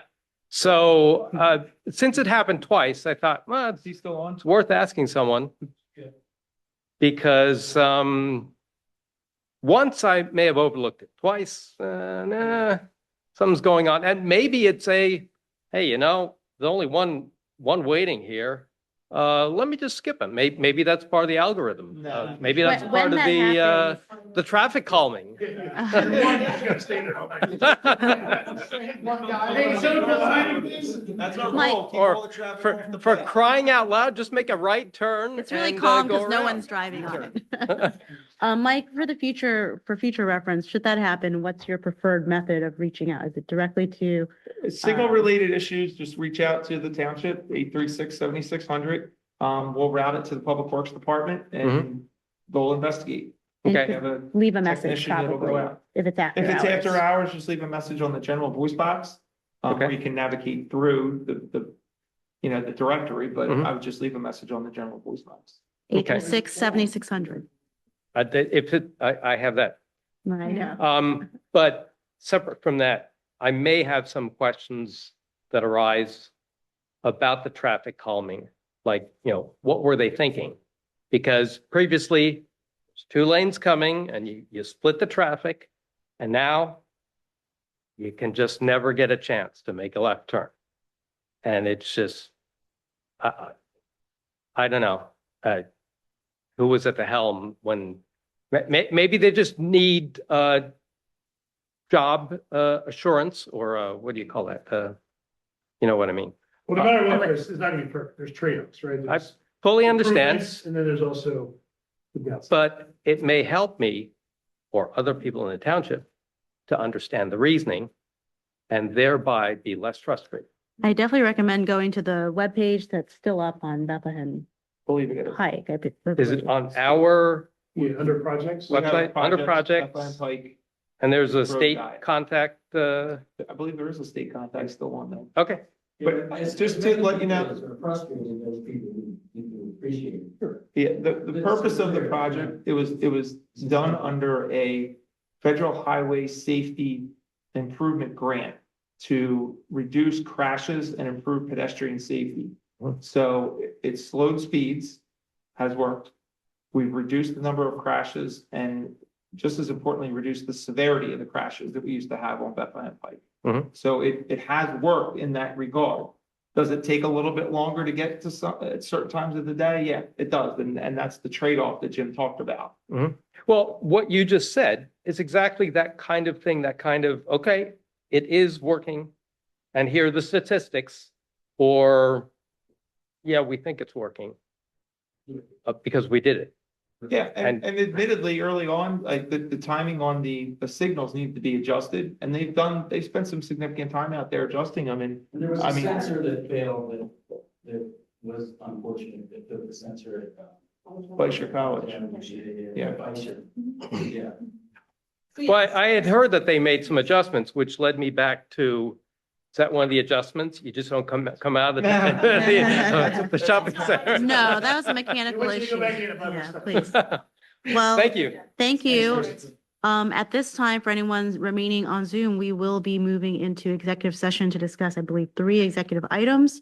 Will not be returning, and so concludes our workshop meeting for the public facing element. Thank you, everybody. Thank you. Thanks for